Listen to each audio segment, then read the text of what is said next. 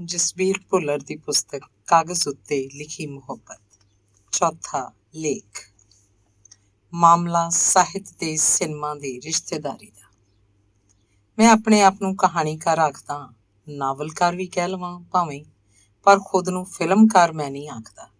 ਇੱਕ ਲੇਖਕ ਵਜੋਂ ਸਿਨੇਮਾ ਨਾਲ ਮੇਰੀ ਨੇੜਤਾ ਹੈ। ਵੱਖ-ਵੱਖ ਕਲਾਵਾਂ ਦੇ ਸਿਰਜਕਾਂ ਕੋਲ ਪ੍ਰਗਟਾਵੇ ਦਾ ਆਪੋ ਆਪਣਾ ਤਰੀਕਾ ਹੈ। ਕੋਈ ਆਪਣੇ ਵਿਚਾਰਾਂ ਨੂੰ ਰੰਗਾਂ ਨਾਲ ਕਹਿੰਦਾ ਹੈ, ਕੋਈ ਆਪਣੀ ਗੱਲ ਨੂੰ ਸ਼ਬਦਾਂ ਦਾ ਲਿਬਾਸ ਪਹਿਨਾ ਦਿੰਦਾ ਹੈ ਤੇ ਕੋਈ ਸੈਲੋਲਾਈਡ ਵਿੱਚ ਮੂਰਤੀਮਾਨ ਕਰ ਦਿੰਦਾ ਹੈ। ਅਹਿਮੀਅਤ ਗੱਲ ਨੂੰ ਸਸ਼ਕਤ ਰੂਪ 'ਚ ਪੇਸ਼ ਕਰਨ ਦੀ ਹੈ। ਇਹ ਸਾਰੀਆਂ ਵਿਧਾਵਾਂ ਆਪਸੀ ਨੇੜਤਾ ਦੇ ਬਾਵਜੂਦ ਵੱਖਰੀਆਂ ਹਨ। ਇਹਨਾਂ ਦੇ ਆਪਣੇ ਸਿਧਾਂਤ ਹਨ। ਸਾਹਿਤ ਤੇ ਸਿਨੇਮਾ ਦਾ ਆਪਸੀ ਰਿਸ਼ਤਾ ਕੁਝ ਵਧੇਰੇ ਕਰੀਬੀ ਹੈ।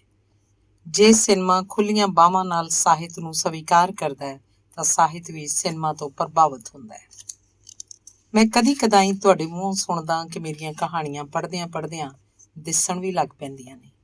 ਕਹਾਣੀ ਸੁਣਾਉਣ ਦੀ ਥਾਵੇਂ ਵਿਖਾ ਸਕਣ ਦੀ ਜੁਗਤ ਕੀ ਪਤਾ ਅਚੇਤੇ ਹੀ ਮੈਨੂੰ ਸਿਨੇਮਾ ਨੇ ਸਿਖਾ ਦਿੱਤੀ ਹੋਵੇ।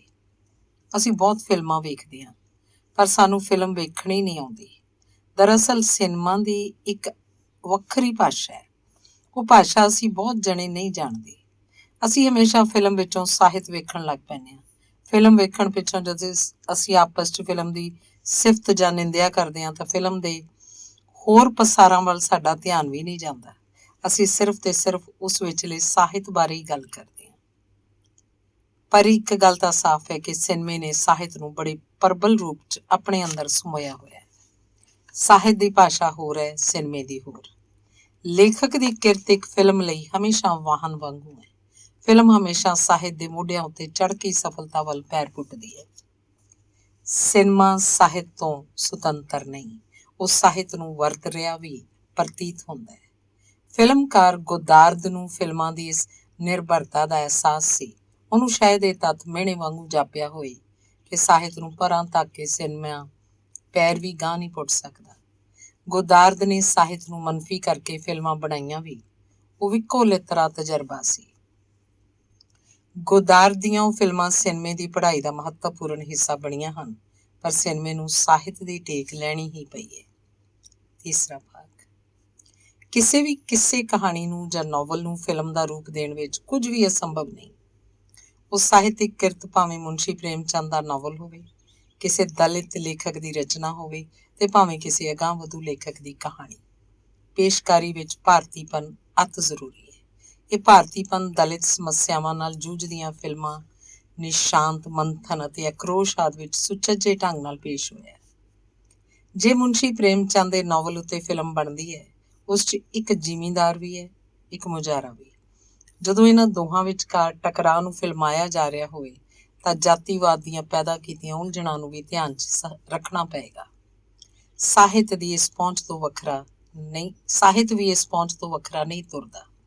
ਸਾਨੂੰ ਦਲਿਤ ਸਰੋਕਾਰਾਂ ਨਾਲ ਹਮਦਰਦੀ ਹੁੰਦੀ ਹੈ, ਪਰ ਸਾਨੂੰ ਆਪਣੀ ਲਿਖਤ ਵਿੱਚ ਸਮਾਜਿਕ, ਆਰਥਿਕ ਤੇ ਸਿਆਸੀ ਪੱਖਾਂ ਨੂੰ ਵੀ ਅੱਖੋਂ ਪਰੋਖਾ ਨਹੀਂ ਕਰਨਾ ਚਾਹੀਦਾ। ਟੈਲੀ ਸੀਰੀਅਲ ਤਮਸ ਵਿੱਚ ਸਾਹਿਤ ਤੇ ਉਹਦਾ ਫਿਲਮਾਂਕਨ ਬੜੇ ਸੋਹਣੇ ਢੰਗ ਨਾਲ ਇਕਸੁਰ ਹੋਇਆ ਸੀ। ਇਹ ਇਕਸੁਰਤਾ ਤਾਂ ਹੀ ਸੰਭਵ ਹੋ ਸਕੀ ਸੀ ਕਿਉਂਕਿ ਕਹਾਣੀ 'ਚ ਨਿਰਦੇਸ਼ਕ ਦਾ ਯਕੀਨ ਸੀ। ਇੱਕ ਸੋਚ ਇਹ ਵੀ ਬਣੀ ਹੋਈ ਹੈ ਕਿ ਕਹਾਣੀ 'ਚ ਤੇਜ਼ ਤਰਾਰੀ ਹੋਵੇ ਤਾਂ ਹੀ ਸਫਲ ਫਿਲਮ ਬਣੇਗੀ, ਪਰ ਇਹ ਵਿਚਾਰ ਹਮੇਸ਼ਾ ਠੀਕ ਨਹੀਂ। ਕਈ ਰਚਨਾਵਾਂ ਤੇਜ਼ ਤਰਾਰੀ ਤੋਂ ਵਿਰਵੀਆਂ ਸਨ, ਪਰ ਉਹਨਾਂ ਉੱਤੇ ਸਫਲ ਫਿਲਮਾਂ ਬਣੀਆਂ ਹਨ। ਆਪਾਂ ਜਾਣਦੇ ਹਾਂ ਹੈਨਰੀ ਜੇਮਸ ਦੇ ਨਾਵਲਾਂ 'ਚ ਵਾਰਤਾਲਾਪ ਤੇ ਵੇਰਵੇ ਬਹੁਤ ਜ਼ਿਆਦਾ ਹਨ। ਇਹਦੇ ਬਾਵਜੂਦ ਉਹ ਫਿਲਮਾਂ ਸਫਲ ਹੋਈਆਂ ਹਨ। ਕਿਸੇ ਨਾਵਲ ਦਾ ਸਾਰਾ ਕੁਝ ਹੀ ਫਿਲਮ 'ਚ ਜਜ਼ਬ ਨਹੀਂ ਹੋ ਜਾਂਦਾ। ਫਿਲਮਾਏ ਜਾਣ ਵਾਲੇ ਨਾਵਲ 'ਚੋਂ ਬੜੀ ਸੂਝ ਨਾਲ ਘਟਨਾਵਾਂ ਚੁਣਨੀਆਂ ਪੈਣਗੀਆਂ। ਪਟ ਕਥਾ ਲੇਖਕ ਲਈ ਇਹ ਅਤ ਜ਼ਰੂਰੀ ਹੈ ਕਿ ਉਹਨੂੰ ਸਾਹਿਤ ਬਾਰੇ ਪੂਰਾ ਗਿਆਨ ਹੋਵੇ ਤੇ ਫਿਲਮ ਬਣਾਉਣ ਦੀਆਂ ਬਰੀਕੀਆਂ ਨੂੰ ਵੀ ਓਨੀ ਚੰਗੀ ਤਰ੍ਹਾਂ ਜਾਣਦਾ ਹੋਵੇ। ਭਾਗ ਚੌਥਾ। ਜਦੋਂ ਕੋਈ ਨਿਰਦੇਸ਼ਕ ਆਪਣੀ ਫਿਲਮ ਲਈ ਇੱਕ ਵਿਸ਼ੇਸ਼ ਨਾਵਲ ਚੁਣਦਾ ਹੈ ਤਾਂ ਉਹਦੀ ਪ੍ਰਤਿਭਾ ਵੀ ਨਾਵਲਕਾਰ ਦੀ ਪ੍ਰਤਿਭਾ ਦੇ ਹਾਣ ਦੀ ਹੋਣੀ ਚਾਹੀਦੀ ਹੈ, ਤਾਂ ਹੀ ਫਿਲਮ ਇੱਕ ਸਿਖਰ ਨੂੰ ਛੂਹ ਸਕੇਗੀ। ਸਤਿਆਜੀਤ ਰੇ ਨੇ ਚਾਰੂਲਤਾ ਤੇ ਤੀਨ ਕੰਨਿਆ ਨਾਂ ਦੀਆਂ 2 ਫਿਲਮਾਂ ਰਵਿੰਦਰਨਾਥ ਟੈਗੋਰ ਦੀਆਂ ਕਹਾਣੀਆਂ ਉੱਤੇ ਬਣਾਈਆਂ। ਉਹ ਫਿਲਮਾਂ ਤਾਂ ਹੀ ਵਿਸ਼ੇਸ਼ ਉਚਾਈ ਤੱਕ ਪਹੁੰਚ ਸਕੀਆਂ क्योंकि दोवें अपने अपने खेतर के दिग्गज सन। लेखक का यह इतराज़ आम तौर उत्ते रिहा है कि फिल्म ने ਸਾਹਿਤ नाल न्याय नहीं किया जां निर्देशक कोलों मूल कहानी की रूह नूं नहीं छुआ जा सकिया। चार्ल्स डिकन्स के नॉवल ग्रेट एक्सपैक्टेशनस उत्ते डेविड लीन ने फिल्म बनाई सी। वो वाचणयोग फिल्म सी। नॉवल के पात्रां नूं मूर्त रूप च वेखना प्रभावशाली लगदा सी, पर नॉवल का बड़ा कुछ फिल्म च गुआच गया सी। दास्तोवस्की की कहानी अ मीक वोमैन द फिल्म रूपांतर वक्री भांत दा सी। निर्देशक ने कहानी का समा स्थान ते कई आदर्शक किस्म के विचार भी बदल दिते सन। इहो जिहियां तब्दीलियां उत्ते लेखक नूं अक्सर इतराज़ हुंदा है। पंजाबी दे नावलां ते कहानियां उत्ते भी कई फिल्मां बणीਆਂ ਹਨ। कुछ सुहिरद यतन भी सन। नानक सिंह ਦੇ नॉवल पवित्र पापी उत्ते बलराज सानी ਦੇ ਯਤਨਾਂ ਨਾਲ ਇਸੇ ਨਾਂ ਦੀ ਹਿੰਦੀ ਫਿਲਮ ਬਣੀ ਸੀ। ਰਜਿੰਦਰ ਸਿੰਘ ਬੇਦੀ ਦੇ ਨॉवल ਇੱਕ ਚਾਦਰ ਮੈਲੀ ਸੀ ਉੱਤੇ ਰਾਣੋ ਨਾਂ ਦੀ ਫਿਲਮ ਬਣਨੀ ਸ਼ੁਰੂ ਹੋਈ ਸੀ, ਪਰ ਫਿਲਮ ਦੀ ਨਾਇਕਾ ਗੀਤਾ ਬਾਲੀ ਦੀ ਬੇਵਕਤੀ ਮੌਤ ਕਾਰਨ ਫਿਲਮ ਅਧੂਰੀ ਰਹਿ ਗਈ। ਬਾਅਦ ਵਿੱਚ ਸੁਖਵਿੰਦਰ ਢੱਡਾ ਨੇ ਉਸੇ ਨॉवल ਉੱਤੇ ਇੱਕ ਚਾਦਰ ਮੈਲੀ ਸੀ ਫਿਲਮ ਬਣਾਈ, ਪਰ ਸਧਾਰਨਤਾ ਤੱਕ ਹੀ ਸੀਮਤ ਰਹੀ। ਬੂਟਾ ਸਿੰਘ ਸ਼ਾਦ ਨੇ ਆਪਣੇ ਕੁਝ ਨਾਵਲਾਂ ਉੱਤੇ ਆਪ ਹੀ ਫਿਲਮਾਂ ਬਣਾਈਆਂ। ਸੁਰਿੰਦਰ ਸਿੰਘ ਦੀ ਨਿਰਦੇਸ਼ਨਾ 'ਚ ਬਣੀ ਫਿਲਮ ਮੜੀ ਦਾ ਦੀਵਾ ਗੁਰਦਿਆਲ ਸਿੰਘ ਦੇ ਨਾਵਲ ਜਿੰਨੀ ਹੀ ਢਹਿੰਦੀਆਂ ਕਲਾਂ ਵਾਲੀ ਫਿਲਮ ਸੀ। ਪੰਜਾਬੀ 'ਚ ਇਹੋ ਜਿਹੇ ਨਾਵਲ ਕਹਾਣੀਆਂ ਬਹੁਤ ਹਨ ਜਿਨ੍ਹਾਂ ਉੱਤੇ ਚੰਗੀਆਂ ਫਿਲਮਾਂ ਬਣਾਈਆਂ ਜਾ ਸਕਦੀਆਂ ਹਨ। ਭਾਗ 5। ਮਿੱਥ ਤੇ ਸ਼ਾਇਰੀ ਸਾਡੇ ਸਿਨੇਮੇ ਦੇ ਮਹੱਤਵਪੂਰਨ ਅੰਗ ਹਨ। ਮਿੱਥ ਸਧਾਰਨ ਮਨੁੱਖ ਦੇ ਅਚੇਤ ਮਨ ਨੂੰ ਵਧੇਰੇ ਪ੍ਰਭਾਵਿਤ ਕਰਦੀ ਹੈ। ਸ਼ਾਇਰੀ ਸੰਵੇਦਨਸ਼ੀਲ ਮਨ ਨੂੰ ਟੁੰਬਦੀ ਹੈ। ਤਰਕ ਵਾਲੇ ਮਨੁੱਖ ਲਈ ਯਥਾਰਥ ਯਾਨੀ ਜ਼ਮੀਨੀ ਸੱਚ ਦੀ ਇਬਾਰਤ ਹੀ ਪਹਿਲ ਲੈਂਦੀ ਹੈ। ਪਿਆਸਾ ਫਿਲਮ ਦੀ ਤਾਕਤ ਸਾਹਿਰ ਲੁਧਿਆਣਵੀ ਦੀ ਉਰਦੂ ਸ਼ਾਇਰੀ ਸੀ। ਕਭੀ ਕਭੀ ਫਿਲਮ ਦੇ ਗੀਤ, ਬਰਸਾਤ ਕੀ ਰਾਤ ਦੇ ਗੀਤ ਤੇ ਕਵਾਲੀਆਂ ਕਾਰਨ ਇਹਨਾਂ ਫਿਲਮਾਂ ਨੇ ਕੀਰਤੀਮਾਨ ਸਥਾਪਿਤ ਕੀਤੇ ਸਨ। ਇੱਕ ਜ਼ਮਾਨੇ 'ਚ ਕਵਿਤਾ ਦੀ ਜਾਦੂਗਰੀ ਪੰਜਾਬੀ ਫਿਲਮਾਂ ਵਿੱਚ ਵੀ ਨਮੂਦਾਰ ਹੋਈ ਸੀ। ਨੰਦ ਲਾਲ ਨੂਰਪੁਰੀ ਦੇ ਲਿਖੇ ਗੀਤਾਂ ਵਾਲੀਆਂ ਫਿਲਮਾਂ ਮੰਗਤੀ ਤੇ ਬੁਲਬੁਲ ਕਾਵ ਸ਼ਕਤੀ ਕਰਕੇ ਹੀ ਚੇਤੇ ਕੀਤੀਆਂ ਜਾਂਦੀਆਂ ਹਨ। ਇਹ ਗੀਤ ਤਾਂ ਤੁਹਾਨੂੰ ਵੀ ਚੇਤੇ ਹੋਏਗਾ। ਇੱਥੋਂ ਉੱਡ ਜਾ ਭੋਲਿਆ ਪੰਛੀ ਵੇ ਤੂੰ ਆਪਣੀ ਜਾਨ ਬਚਾ, ਇੱਥੇ ਘਰ ਘਰ ਫਾਹੀਆਂ ਗੱਡੀਆਂ ਤੂੰ ਛੁਰੀਆਂ ਹੇਠ ਨਾ ਆ, ਇੱਥੇ ਡਾਕੇ ਪੈਣ ਦੁਪਹਿਰ ਨੂੰ ਤੇਰਾ ਆਲਣਾ ਦੇਣਗੇ ਢਾ। ਸਾਹਿਤਿਕ ਗੀਤਾਂ ਦੇ ਆਧਾਰ ਉੱਤੇ ਸਫਲ ਹੋਈਆਂ ਫਿਲਮਾਂ ਦੀ ਗਿਣਤੀ ਵੱਡੀ ਹੈ।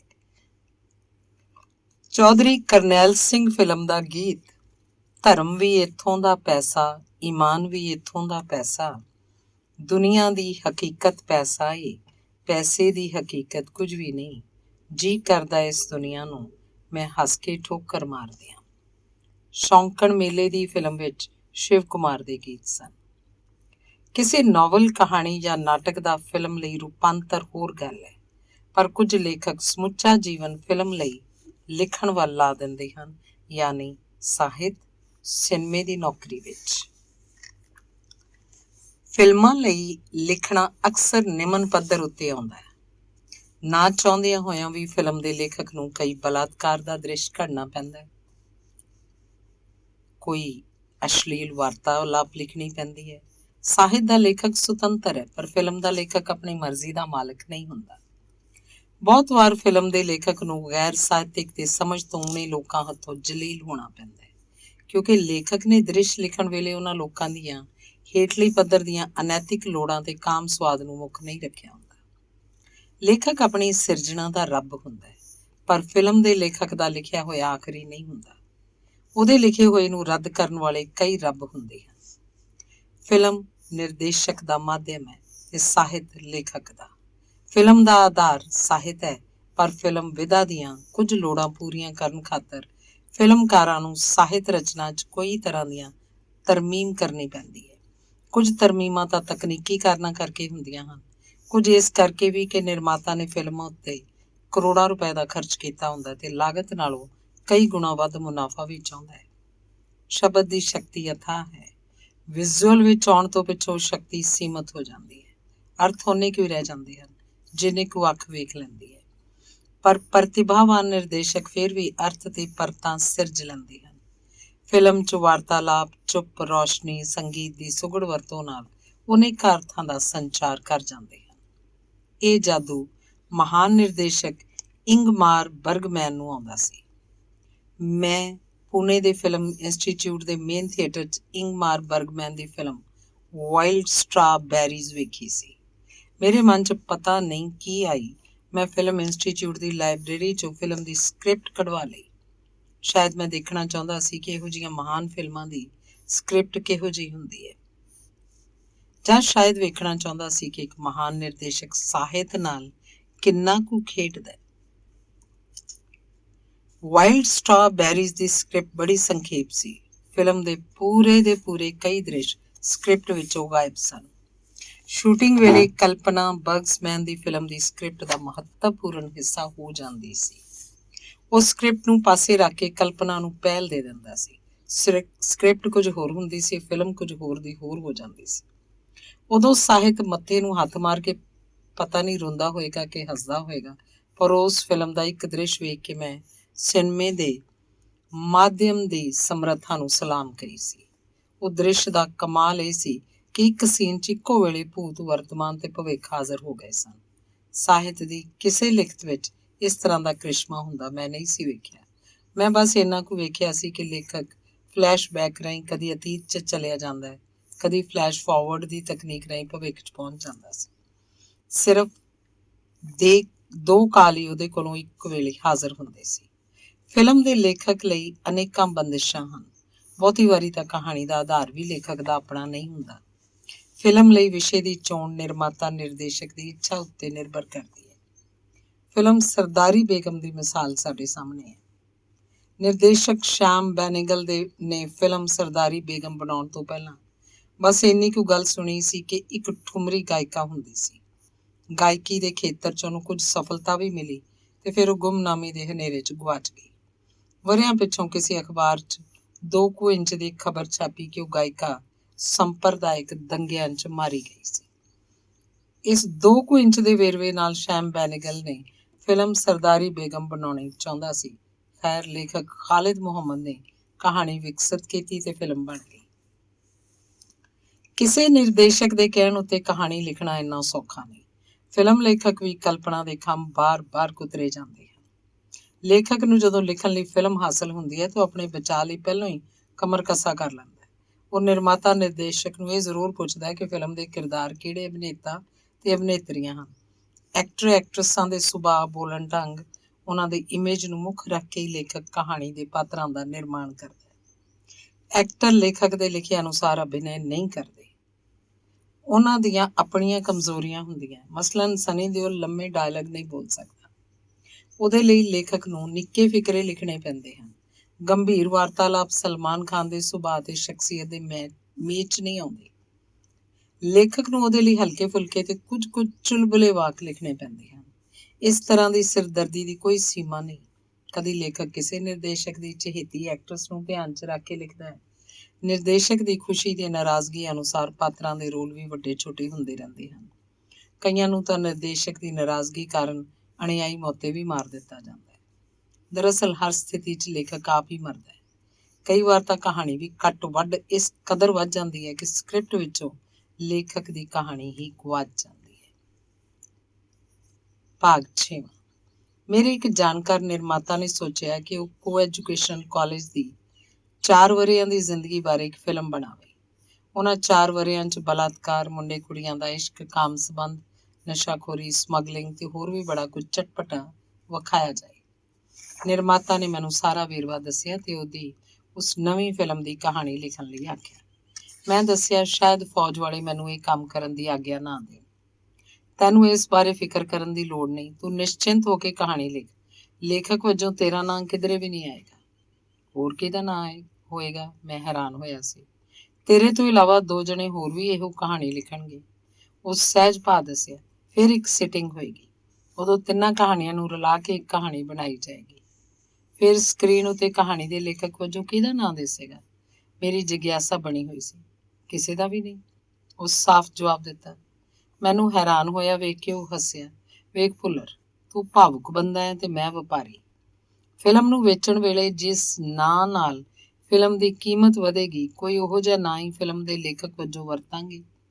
ਤੁਸੀਂ ਆਪੋ ਆਪਣੀ ਕਹਾਣੀ ਦੇ ਪੈਸੇ ਲੈ ਲਓਗੇ ਤੇ ਉਹ ਵੱਡੇ ਨਾਂ ਵਾਲਾ ਆਪਣਾ ਨਾਂ ਵਿਕਣ ਦੇ ਪੈਸੇ ਲੈ ਲਏਗਾ। ਉਸ ਗੱਲਬਾਤ ਨਾਲ ਮੈਨੂੰ ਸਾਹਿਤ ਤੇ ਸਿਨੇਮੇ ਦੇ ਗੁਪਤ ਸਬੰਧਾਂ ਦੀ ਵੀ ਭਿਣਕ ਪਈ ਸੀ। ਭਾਗ 7। ਜਦੋਂ ਕੋਈ ਨਿਰਦੇਸ਼ਕ ਕਿਸੇ ਨਾਟਕ ਨੂੰ ਫਿਲਮ ਬਣਾਉਣ ਲਈ ਚੁਣਦਾ ਹੈ ਤਾਂ ਫਿਲਮ ਬਣਾਉਂਦਿਆਂ ਉਸ ਵਿੱਚੋਂ ਭਾਸ਼ਾ ਤੇ ਸਾਹਿਤ ਦੀ ਖੁਸ਼ਬੂ ਗੁਆਚ ਜਾਂਦੀ ਹੈ। ਅਸੀਂ ਕਿੰਗ ਲੀਅਰ ਫਿਲਮ ਨੂੰ ਖੂਬ ਮਾਣਦੇ ਹਾਂ, ਪਰ ਵੇਖਦੇ ਹਾਂ ਕਿ ਸ਼ੇਕਸਪੀਅਰ ਦੀ ਟੈਕਸਟ ਤਾਂ ਪੂਰੀ ਮੰਨਫੀ ਹੋ ਗਈ ਹੈ। ਭਾਸ਼ਾ ਨਾਟਕ ਲਈ ਮਹੱਤਵਪੂਰਨ ਹੈ, ਪਰ ਫਿਲਮ ਸਾਜ਼ ਦੇ ਹੱਥੋਂ ਮਾਰ ਖਾਂਦੀ ਹੈ। ਮੈਂ ਇਹ ਸਲਾਹ ਬਿਲਕੁਲ ਨਹੀਂ ਦੇ ਰਿਹਾ ਕਿ ਨਾਟਕ ਦੀ ਪੂਰੀ ਟੈਕਸਟ ਹੀ ਫਿਲਮਾਈ ਜਾਏ। ਅਜਿਹਾ ਕਰਨਾ ਬਹੁਤੀ ਵਾਰ ਸੰਭਵ ਨਹੀਂ ਹੁੰਦਾ।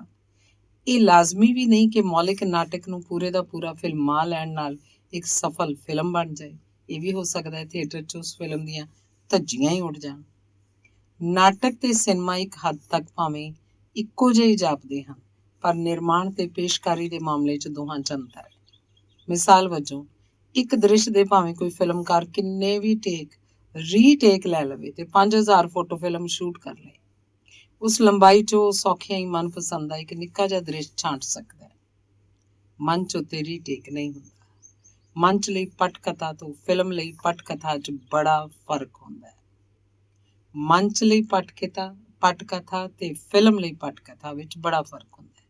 ਇਹ ਚੇਤੇ ਰੱਖਣਾ ਪਏਗਾ ਕਿ ਜੋ ਮੰਚ ਲਈ ਵਾਜਬ ਹੈ, ਹੋ ਸਕਦਾ ਉਹ ਫਿਲਮ ਲਈ ਬਿਲਕੁਲ ਹੀ ਵਾਜਬ ਨਾ ਹੋਵੇ।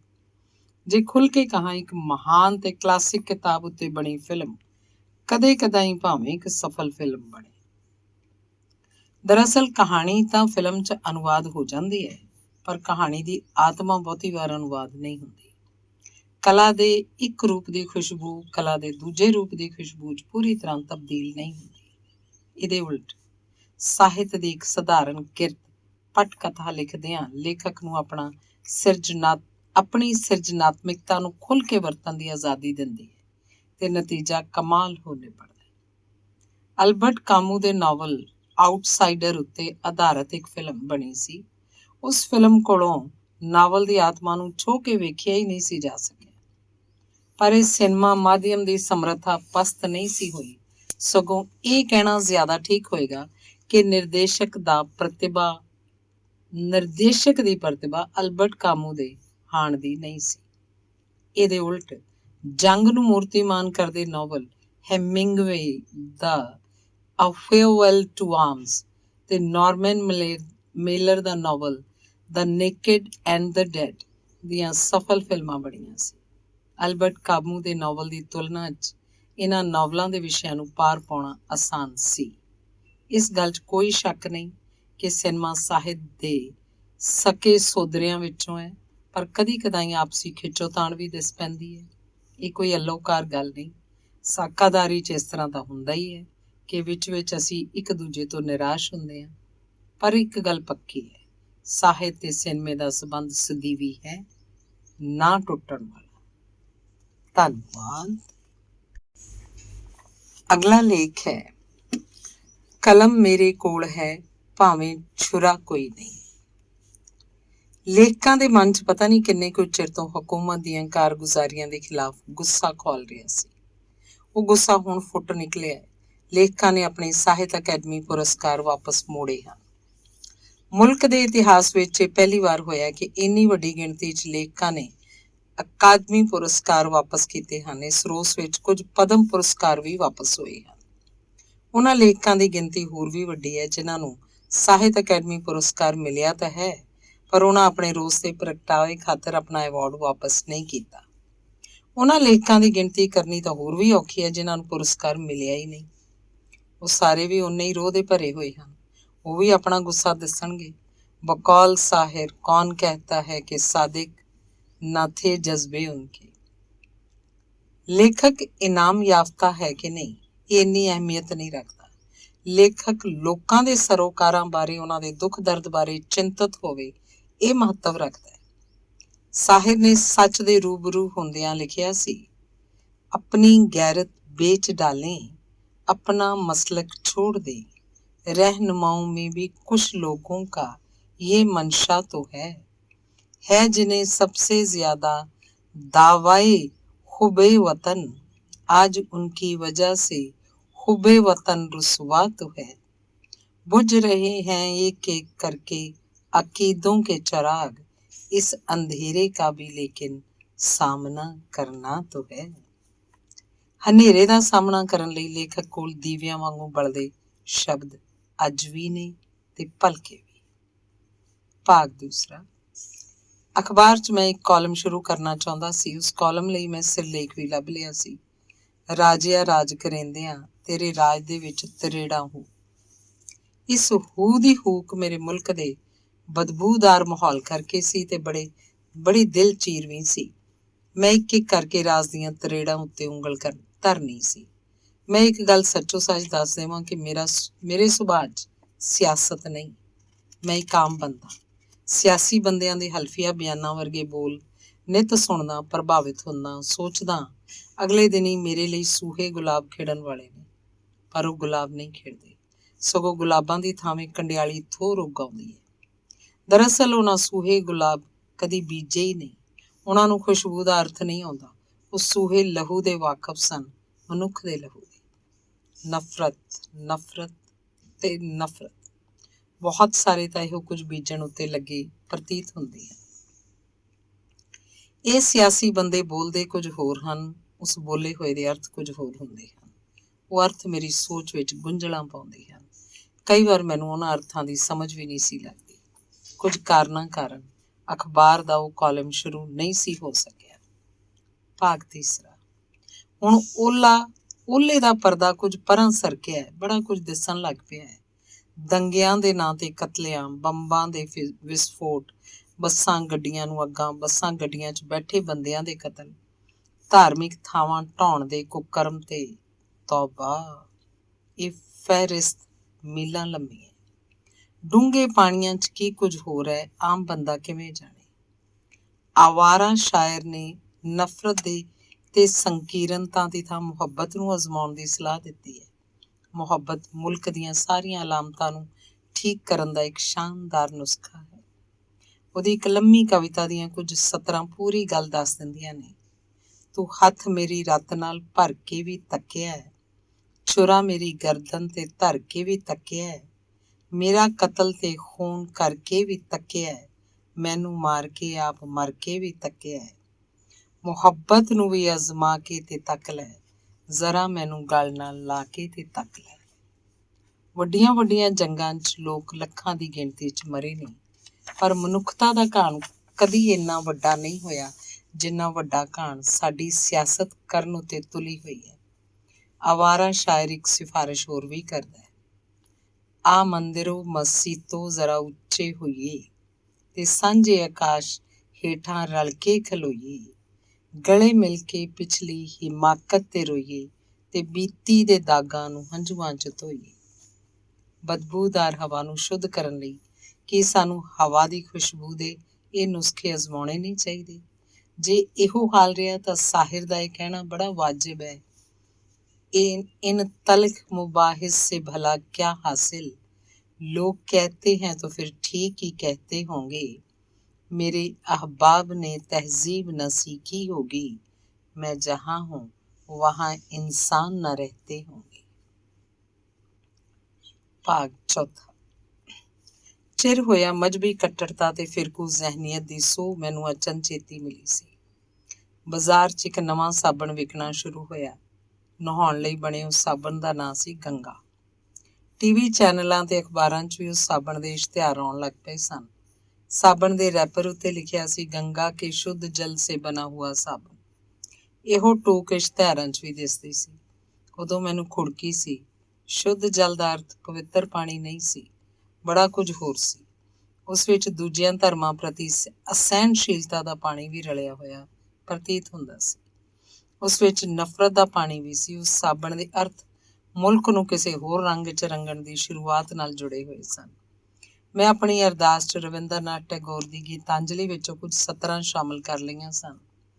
ਜਿੱਥੇ ਦਿਲ ਡਰ ਤੋਂ ਖਾਲੀ ਹੈ ਤੇ ਧੌਣ ਝੁਕਾਈ ਨਹੀਂ ਜਾਂਦੀ, ਜਿੱਥੇ ਘਰ ਦਾ ਵਿਹੜਾ ਵੰਡਣ ਲਈ ਕੋਈ ਕੰਧ ਬਣਾਈ ਨਹੀਂ ਜਾਂਦੀ, ਉਸ ਖੁੱਲ੍ਹਾਂ ਵਾਲੇ ਮੰਡਪ ਵਿੱਚ ਹੇ ਪਿਤਾ ਪਹੁੰਚਾ ਦੇ ਦੇਸ਼ ਮੇਰਾ। ਮੇਰੀ ਦੁਆ ਬੇਅਸਰ ਨਿਕਲੀ। ਜੋ ਕੁਝ ਹੋਇਆ ਸੀ ਜਾਂ ਹੋ ਰਿਹਾ ਸੀ ਅਣਮਨੁੱਖੀ ਵਰਤਾਰਾ ਸੀ। ਮੈਂ ਡਰ ਗਿਆ ਸਾਂ। ਮੈਂ ਲਿਖਿਆ ਸੀ, ਸੁੰਨਸਾਨ ਗਲੀਆਂ 'ਚ ਆਵਾਰਾ ਕੁੱਤਿਆਂ ਦਾ ਸਹਿਮ, ਹਨੇਰੇ ਦੀ ਛਾਤੀ ਵਿੱਚ ਚੀਕਾਂ ਉੱਠਦੀਆਂ ਨੇ। ਜੇ ਰੋ ਵੀ ਹੈ ਤਾਂ ਡਰ ਦਾ ਲਿਬਾਸ ਪਾਈ ਘਰਾਂ 'ਚ ਬੈਠਾ ਹੈ। ਇਹ ਮੇਰਾ ਜੋ ਅੱਜ ਹੈ, ਕਿਤੇ ਮੇਰਾ ਹੀ ਭਲਕ ਨਾ ਹੋਵੇ। ਕਿੰਨਾ ਕੁਝ ਬੇਥਵਾ ਹੋਈ ਜਾ ਰਿਹਾ ਹੈ। ਕੋਈ ਕੁਝ ਵੀ ਕਹਿ ਦਿੰਦਾ ਹੈ। ਉਹ ਆਪਣੀਆਂ ਹਰਕਤਾਂ ਨਾਲ ਸਮਝਾ ਦਿੰਦਾ ਹੈ ਕਿ ਰਿੰਨਣ ਪਕਾਉਣ ਤੇ ਖਾਣ ਲਈ ਵੀ ਸਰਕਾਰੋਂ ਦਰਬਾਰੋਂ ਆਗਿਆ ਲੈਣੀ ਪਏਗੀ। ਕੋਈ ਕੀ ਖਾਵੇ ਤੇ ਕੀ ਨਾ ਖਾਵੇ, ਇਹ ਤੁਹਾਡੀ ਆਪਣੀ ਮਰਜ਼ੀ ਨਹੀਂ। ਦਾਦਰੀ ਵਾਲੇ ਅਖਲਾਕ ਨੇ ਆਪਣੀ ਮਰਜ਼ੀ ਕਰਕੇ ਵੇਖ ਲਿਆ। ਧਰਮ ਦਾ ਨਾਂ ਲੈ ਕੇ ਕੋਈ ਵੀ ਐਰਾ ਗੈਰਾ ਗੁੰਮਰਾਹ ਕਰੇ ਤਾਂ ਅਸੀਂ ਕਤਲੋ ਗਾਰਤ ਉੱਤੇ ਉਤਰ ਆਉਂਦੇ ਹਾਂ। ਇੰਦਰ ਦਾ ਸਿੰਘਾਸਨ ਇੰਨੀ ਛੇਤੀ ਕਿਉਂ ਡੋਲ ਜਾਂਦਾ ਹੈ? ਜ਼ਰਾ ਬੱਧੀ ਸਾੜੀ ਤੇ ਮਜ਼ਹਬ ਨੂੰ ਖਤਰਾ, ਜ਼ਰਾ ਬੱਧੀ ਦਾੜੀ ਤੇ ਮਜ਼ਹਬ ਨੂੰ ਖਤਰਾ। ਮਜ਼ਹਬ ਨਾ ਹੋਇਆ, ਹੋਈ ਮੋਮਬੱਤੀ, ਪਿਘਲ ਗਈ ਝੱਟ, ਲੱਗੀ ਵਾਓ ਤੱਤੀ। ਭੇਡ ਦੇ ਕਤਲ ਦੀ ਸਜ਼ਾ ਫਾਂਸੀ ਨਹੀਂ ਹੁੰਦੀ। ਇਹ ਕਹਾਵਤ ਕਦੋਂ ਦੀ ਝੂਠੀ ਪੈ ਗਈ ਹੈ। ਇਖਲਾਕ ਦੀ ਮੌਤ ਤੇ ਇਹੋ ਜਿਹੀਆਂ ਕਈ ਹੋਰ ਮੌਤਾਂ ਨੇ ਇਹੋ ਸਮਝਾਇਆ ਕਿ ਇਸ ਤਰ੍ਹਾਂ ਦੇ ਮਰਨੇ ਦੀ ਸਜ਼ਾ ਫਾਂਸੀ ਹੋ ਸਕਦੀ ਹੈ। ਇਹ ਧਰਮ ਸਾਨੂੰ ਨਿਰੋਲ ਮਨੁੱਖ ਕਿਉਂ ਨਹੀਂ ਬਣਨ ਦਿੰਦੇ? ਭਾਗ 5। ਕਰਨਾਟਕ ਦੇ ਲੇਖਕ M. ਕਾਲਬਰਗੁਡੀ ਦੇ ਕਤਲ ਤੋਂ ਪਹਿਲਾਂ ਵੀ ਕਤਲਾਂ ਦੀ ਦਾਸਤਾਂ ਹੈ। ਮੁਲਕ ਦੰਗਿਆਂ ਦੀ ਦਰਗਾਹ ਤੇ ਮਨੁੱਖਤਾ ਦੇ ਸ਼ਮਸ਼ਾਨ ਵਾਂਗੂ ਦਿਸਣ ਲੱਗ ਪਿਆ। ਲੇਖਕਾਂ ਨੇ ਇਸ ਦ੍ਰਿਸ਼ ਨੂੰ ਜ਼ੁਬਾਨ ਦਿੱਤੀ ਹੈ। ਜਦੋਂ ਇਸ ਗੰਭੀਰ ਮਸਲੇ ਨੂੰ ਹਕੂਮਤ ਦੇ ਨੇਤਾ ਹਾਸੋ ਹੀ ਨਾ ਬਣਾਉਣ 'ਚ ਰੁੱਝੇ ਹੋਏ ਹਨ ਤਾਂ ਅਸੀਂ ਇੱਕ ਹੋਰ ਖਬਰ ਸੁਣ ਲਈਏ। ਮੁਲਕ ਦੇ ਪ੍ਰਧਾਨ ਮੰਤਰੀ ਰਹੇ ਸ੍ਰੀ ਅਟਲ ਬਿਹਾਰੀ ਵਾਜਪਾਈ ਦੇ ਸਹਿਯੋਗੀ ਰਹੇ ਜਤਿੰਦਰਾ ਕੁਲਕਰਨੀ ਨੇ ਪਾਕਿਸਤਾਨ ਦੇ ਵਿਦੇਸ਼ ਮੰਤਰੀ ਰਹੇ ਖੁਰਸ਼ੀਦ ਕਸੂਰੀ ਦੀ ਪੁਸਤਕ ਰਿਲੀਜ਼ ਕਰਨੀ ਸੀ ਕਿ ਸ਼ਿਵ ਸੈਨਾ ਦੇ ਕਾਰਕੁਨਾਂ ਨੇ ਕਾਲਾ ਪੇਂਟ ਲੈ ਕੇ ਉਹਦੇ ਉੱਤੇ ਹੱਲਾ ਬੋਲ ਦਿੱਤਾ। ਉਹਨਾਂ ਕੁਲਕਰਨੀ ਦਾ ਮੂੰਹ ਸਿਰ ਕਾਲਾ ਕਰ ਦਿੱਤਾ। ਉਹ ਪਤਾ ਨਹੀਂ ਕਿਹੋ ਜਿਹੇ ਦੇਸ਼ ਭਗਤ ਹਨ ਕਿ ਤਿਰੰਗੇ ਉੱਤੇ ਵੀ ਕਾਲਾ ਪੋਚਾ ਫੇਰ ਦਿੱਤਾ। ਕੁਰਸੀਆਂ ਦੀ ਖੇਡ ਖੇਡ ਰਹੇ ਸਿਆਸਤਦਾਨਾਂ ਨੂੰ ਇਹ ਘਟਨਾ ਤਿਰੰਗੇ ਦੀ ਤੋਹੀਨ ਨਹੀਂ ਲੱਗੀ। ਸ਼ਿਵ ਸੈਨਾ ਦੇ ਮਹਾਰਥੀਆਂ ਨੂੰ ਮੂੰਹ ਕਾਲਾ ਕਰਨ ਦੀ ਘਟਨਾ ਅਹਿੰਸਾ ਦਾ ਪੁਰ ਅਮਨ ਮਾਰਕਾ ਲੱਗਿਆ। 6 ਜਣੇ ਗ੍ਰਿਫਤਾਰ ਵੀ ਹੋਏ ਤੇ ਫਿਰ ਉਹਨਾਂ ਦੀ ਜ਼ਮਾਨਤ ਵੀ ਹੋ ਗਈ। ਸਭ ਤੋਂ ਵੱਧ ਸ਼ਰਮਨਾਕ ਘਟਨਾ ਇਹ ਹੋਈ ਕਿ ਉਹਨਾਂ 6 ਦੋਸ਼ੀਆਂ ਨੂੰ ਸਨਮਾਨਿਤ ਵੀ ਕੀਤਾ ਗਿਆ, ਜਿਵੇਂ ਦੇਸ਼ ਦੀ ਆਬਰੂ ਖਾਤਰ ਉਹ ਲੜੇ ਸਨ ਤੇ ਸ਼ਹੀਦ ਹੋਏ ਸਨ। ਇਸ ਕਾਰਗੁਜ਼ਾਰੀ ਦੀਆਂ ਖਬਰਾਂ ਸਾਹਮਣਾ 'ਚ ਕੁਝ ਇਸ ਤਰ੍ਹਾਂ ਛਪੀਆਂ ਹਨ ਜਿਵੇਂ ਸ਼ਿਵ ਸੈਨਾ ਨੇ ਸੁਧਿੰਦਰਾ ਕੁਲਕਰਨੀ ਦਾ ਮੂੰਹ ਕਾਲਾ ਕਰਕੇ ਵੱਡਾ ਮਾਰਕਾ ਮਾਰਿਆ। ਉਹ ਨਹੀਂ ਜਾਣਦੇ ਕਿ ਉਹਨਾਂ ਦੀ ਇਸ ਹਰਕਤ ਨਾਲ ਮਨੁੱਖਤਾ ਦਾ ਮੂੰਹ ਕਾਲਾ ਹੋਇਆ, ਭਾਰਤ ਦੇਸ਼ ਦੀ ਸੰਸਕ੍ਰਿਤੀ ਦਾ ਮੂੰਹ ਕਾਲਾ ਹੋਇਆ। ਉਹਨਾਂ ਹੋਰ ਮੁਲਕਾਂ ਦੀਆਂ ਨਜ਼ਰਾਂ 'ਚ ਵੀ ਭਾਰਤ ਦੀ ਤਾਬ ਦਾ ਮੂੰਹ ਕਾਲਾ ਕੀਤਾ ਹੈ। ਸਾਡੀ ਸਿਆਸਤ ਦਾ ਮੂੰਹ ਤਾਂ ਪਹਿਲੋਂ ਵੀ ਬਥੇਰਾ ਕਾਲਾ ਸੀ। ਉਸ ਕਾਲੇ ਮੂੰਹ ਦਾ ਪੇਂਟ ਉਹਨਾਂ ਹੋਰ ਗੂੜਾ ਕਰ ਦਿੱਤਾ ਹੈ। ਮੈਂ ਹੈਰਾਨ ਹੁੰਦਾ, ਉਹਨਾਂ ਨੂੰ ਇਹ ਮੁਲਕ ਬਦਬੂਦਾਰ ਕਿਉਂ ਚਾਹੀਦਾ ਹੈ? ਉਹਨਾਂ ਨੂੰ ਮੁਲਕ ਦੀ ਖੁਸ਼ਗਵਾਰ ਹਵਾ ਕਿਉਂ ਚੰਗੀ ਨਹੀਂ ਲੱਗਦੀ? ਕੀ ਸਾਡੀਆਂ ਆਉਣ ਵਾਲੀਆਂ ਨਸਲਾਂ ਇਸੇ ਹਵਾ 'ਚ ਸਾਹ ਲੈਣਗੀਆਂ? ਕੀ ਉਹ ਇਸੇ ਹਵਾ 'ਚ ਜਿਉਣਗੀਆਂ? ਕੀ ਉਹ ਨਸਲਾਂ ਜਿਉਂ ਵੀ ਸਕਣਗੀਆਂ? ਮੈਂ ਨਿੱਤ ਵਾਪਰਦੀਆਂ ਘਟਨਾਵਾਂ ਨੂੰ ਵੇਖਦਾ, ਅਖਬਾਰਾਂ ਨੂੰ ਪੜ੍ਹਦਾ ਤਾਂ ਬੌਂਦਲ ਜਾਂਦਾ, ਸੋਚਦਾ ਇੱਕ ਹੀ ਬੂ ਹੈ, ਇੱਕ ਹੀ ਬਲ ਰਿਹਾ ਹੈ, ਧੂੰਆਂ ਹੀ ਧੂੰਆਂ ਹੈ। ਮੈਂ ਕਿੱਥੇ ਹਾਂ? ਅੱਜ ਝੁਲਸੀਆਂ ਦੇਹਾਂ 'ਚ ਠੋਕਰਾਂ ਖਾਂਦਾ ਕਿੱਧਰ ਤੁਰ ਪਿਆ ਹਾਂ? ਆਡਾਂ 'ਚ ਸੁੱਕਿਆ ਲਹੂ, ਬਦਬੂਦਾਰ ਗੋਸ਼ਤ, ਸਫ਼ਰ ਦੇ ਪੈਰਾਂ 'ਚ ਮਿੱਝ। ਕਦੀ ਚਾਨਣ ਵੀ ਹੁੰਦਾ ਹੈ ਤਾਂ ਸਾਡੇ ਦਿਨਾਂ ਵਰਗੇ ਸਿਵੇ ਬਲਦੇ ਨੇ। ਇਹ ਕਿਸ ਸ਼ਹਿਰ ਦਾ ਮੌਸਮ ਹੈ? ਇਹ ਕਿਹੜੇ ਮੁਲਕ ਦੀ ਹਵਾ ਹੈ? ਅਸੀਂ ਬਹੁਤ ਕੁਝ ਤਾਂ ਕਦੇ ਨਹੀਂ ਮੰਗਿਆ ਉਹਨਾਂ ਕੋਲੋਂ। ਅਸੀਂ ਬਸ ਇੰਨਾ ਕੁ ਚਾਹੁੰਦੇ ਹਾਂ ਕਿ ਇਹ ਮੁਲਕ ਸੋਹਣਾ ਬਣੇ, ਸਾਡੇ ਰਹਿਣ ਦੇ ਕਾਬਿਲ ਬਣੇ। ਭਾਗ 6। ਇਨੀ ਦਿਨੀ ਨੇਤਾਵਾਂ ਦੇ ਬੜੇ ਬੇਥਵੇ ਬਿਆਨ ਛਪ ਰਹੇ ਨੇ। ਕਲਚਰ ਮਿਨਿਸਟਰ ਮਹੇਸ਼ ਸ਼ਰਮਾ ਨੇ ਕਿਹਾ, ਜੇ ਉਹ ਲੇਖਕ ਆਖਦੇ ਨੇ ਇਹੋ ਜਿਹੇ ਮਾਹੌਲ 'ਚ ਉਹ ਲਿਖ ਨਹੀਂ ਸਕਦੇ, ਪਹਿਲਾਂ ਉਹ ਲਿਖਣਾ ਬੰਦ ਕਰਨ, ਫਿਰ ਵਿਚਾਰਾਂਗੇ ਕਿ ਅਸੀਂ ਕੀ ਕਰਨਾ ਹੈ। ਗੈਰ ਜ਼ਿੰਮੇਵਾਰੀ ਵਾਲੇ ਬਿਆਨਾਂ ਦੀ ਝੜੀ ਲੱਗੀ ਹੋਈ ਹੈ।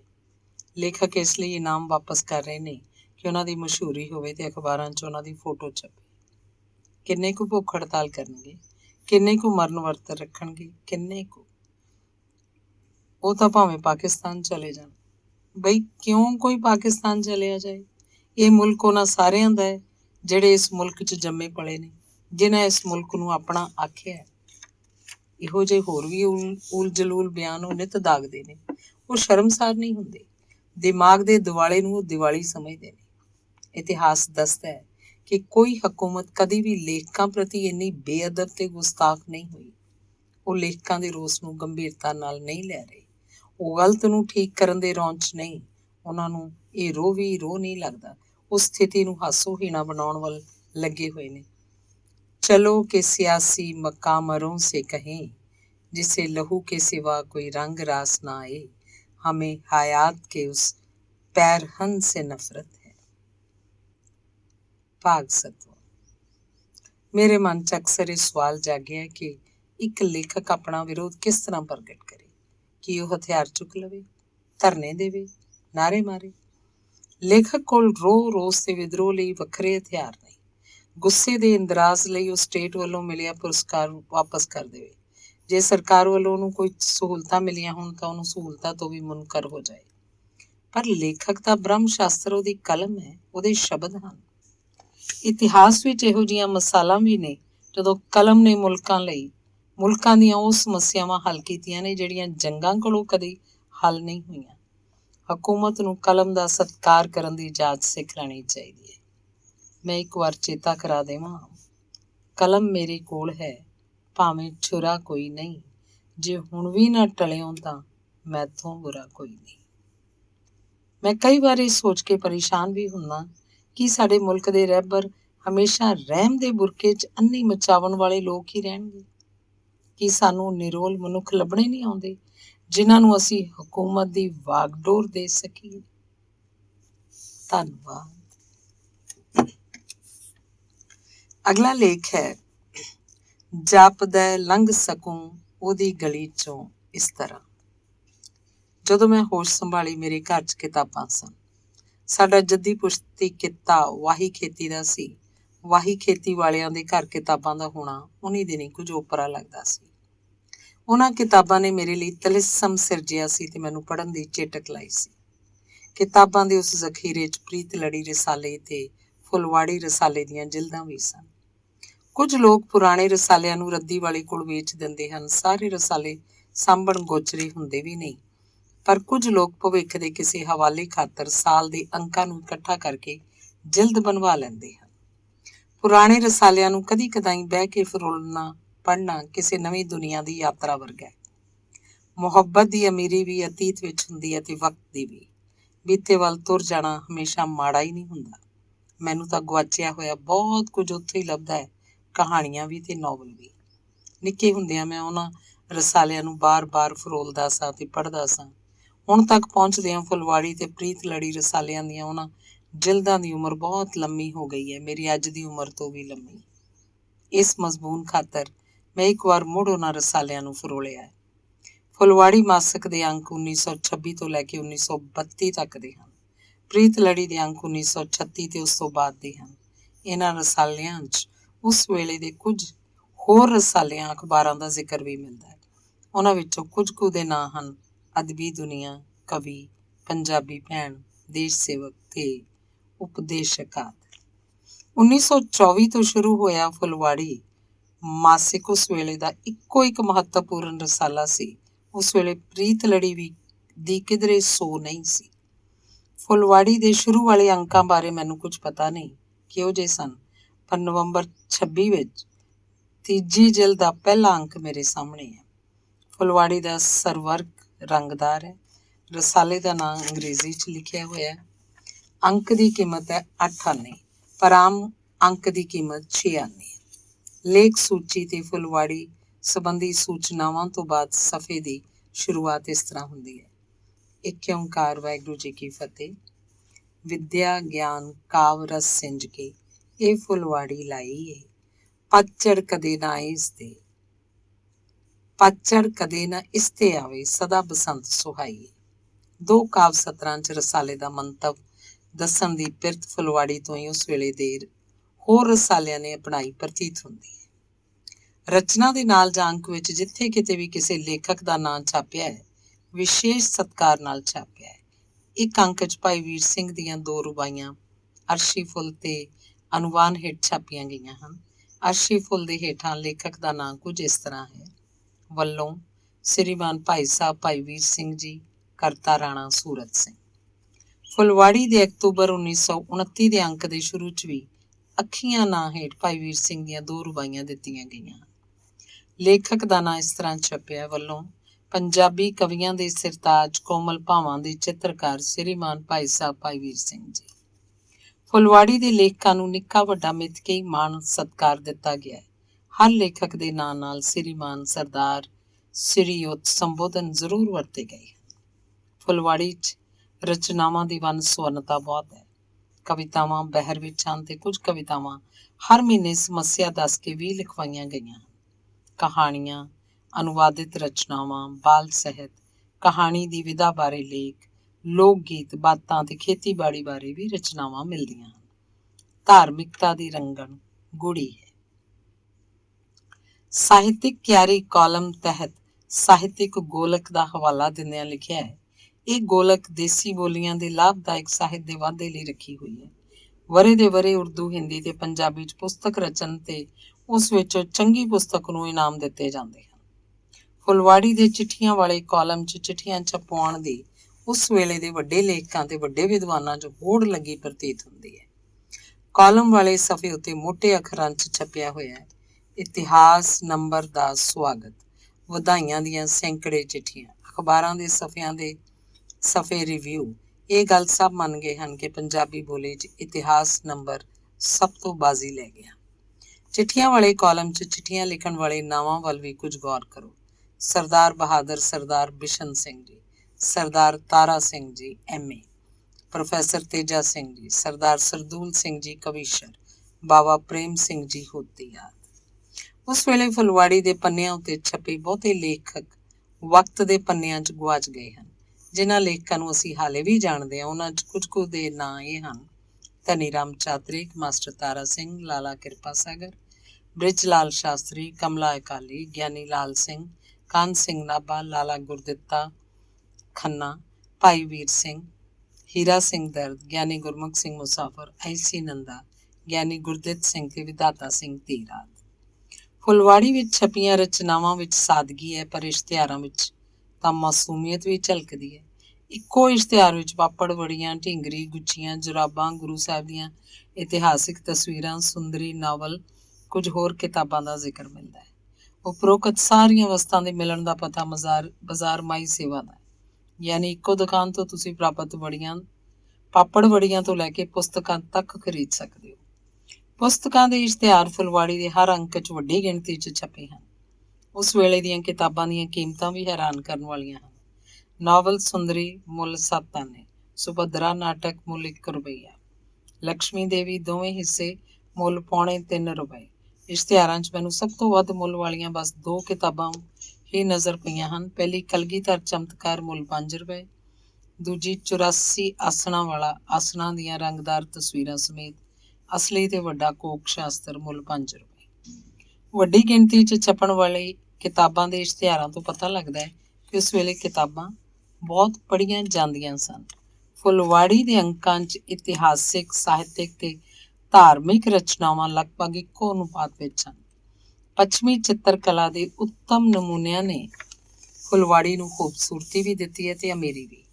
ਆਰਟ ਪੇਪਰ ਉੱਤੇ ਛਪੀਆਂ ਹੋਈਆਂ ਤਸਵੀਰਾਂ ਰੰਗਦਾਰ ਵੀ ਹਨ ਤੇ ਚਿੱਟੀਆਂ ਕਾਲੀਆਂ ਵੀ। ਭਾਰਤੀ ਚਿੱਤਰਕਾਰੀ ਦੇ ਚਿੱਤਰਾਂ 'ਚ ਸਾਹਿਤ ਵਿਖਾਈ ਦਿੰਦਾ ਹੈ ਤੇ ਕਲਾ ਪ੍ਰਵੀਨਤਾ ਵੀ ਵਿਦੇਸ਼ੀ ਚਿੱਤਰਕਾਰਾਂ ਦੀ ਹਾਣ ਦੀ ਨਹੀਂ।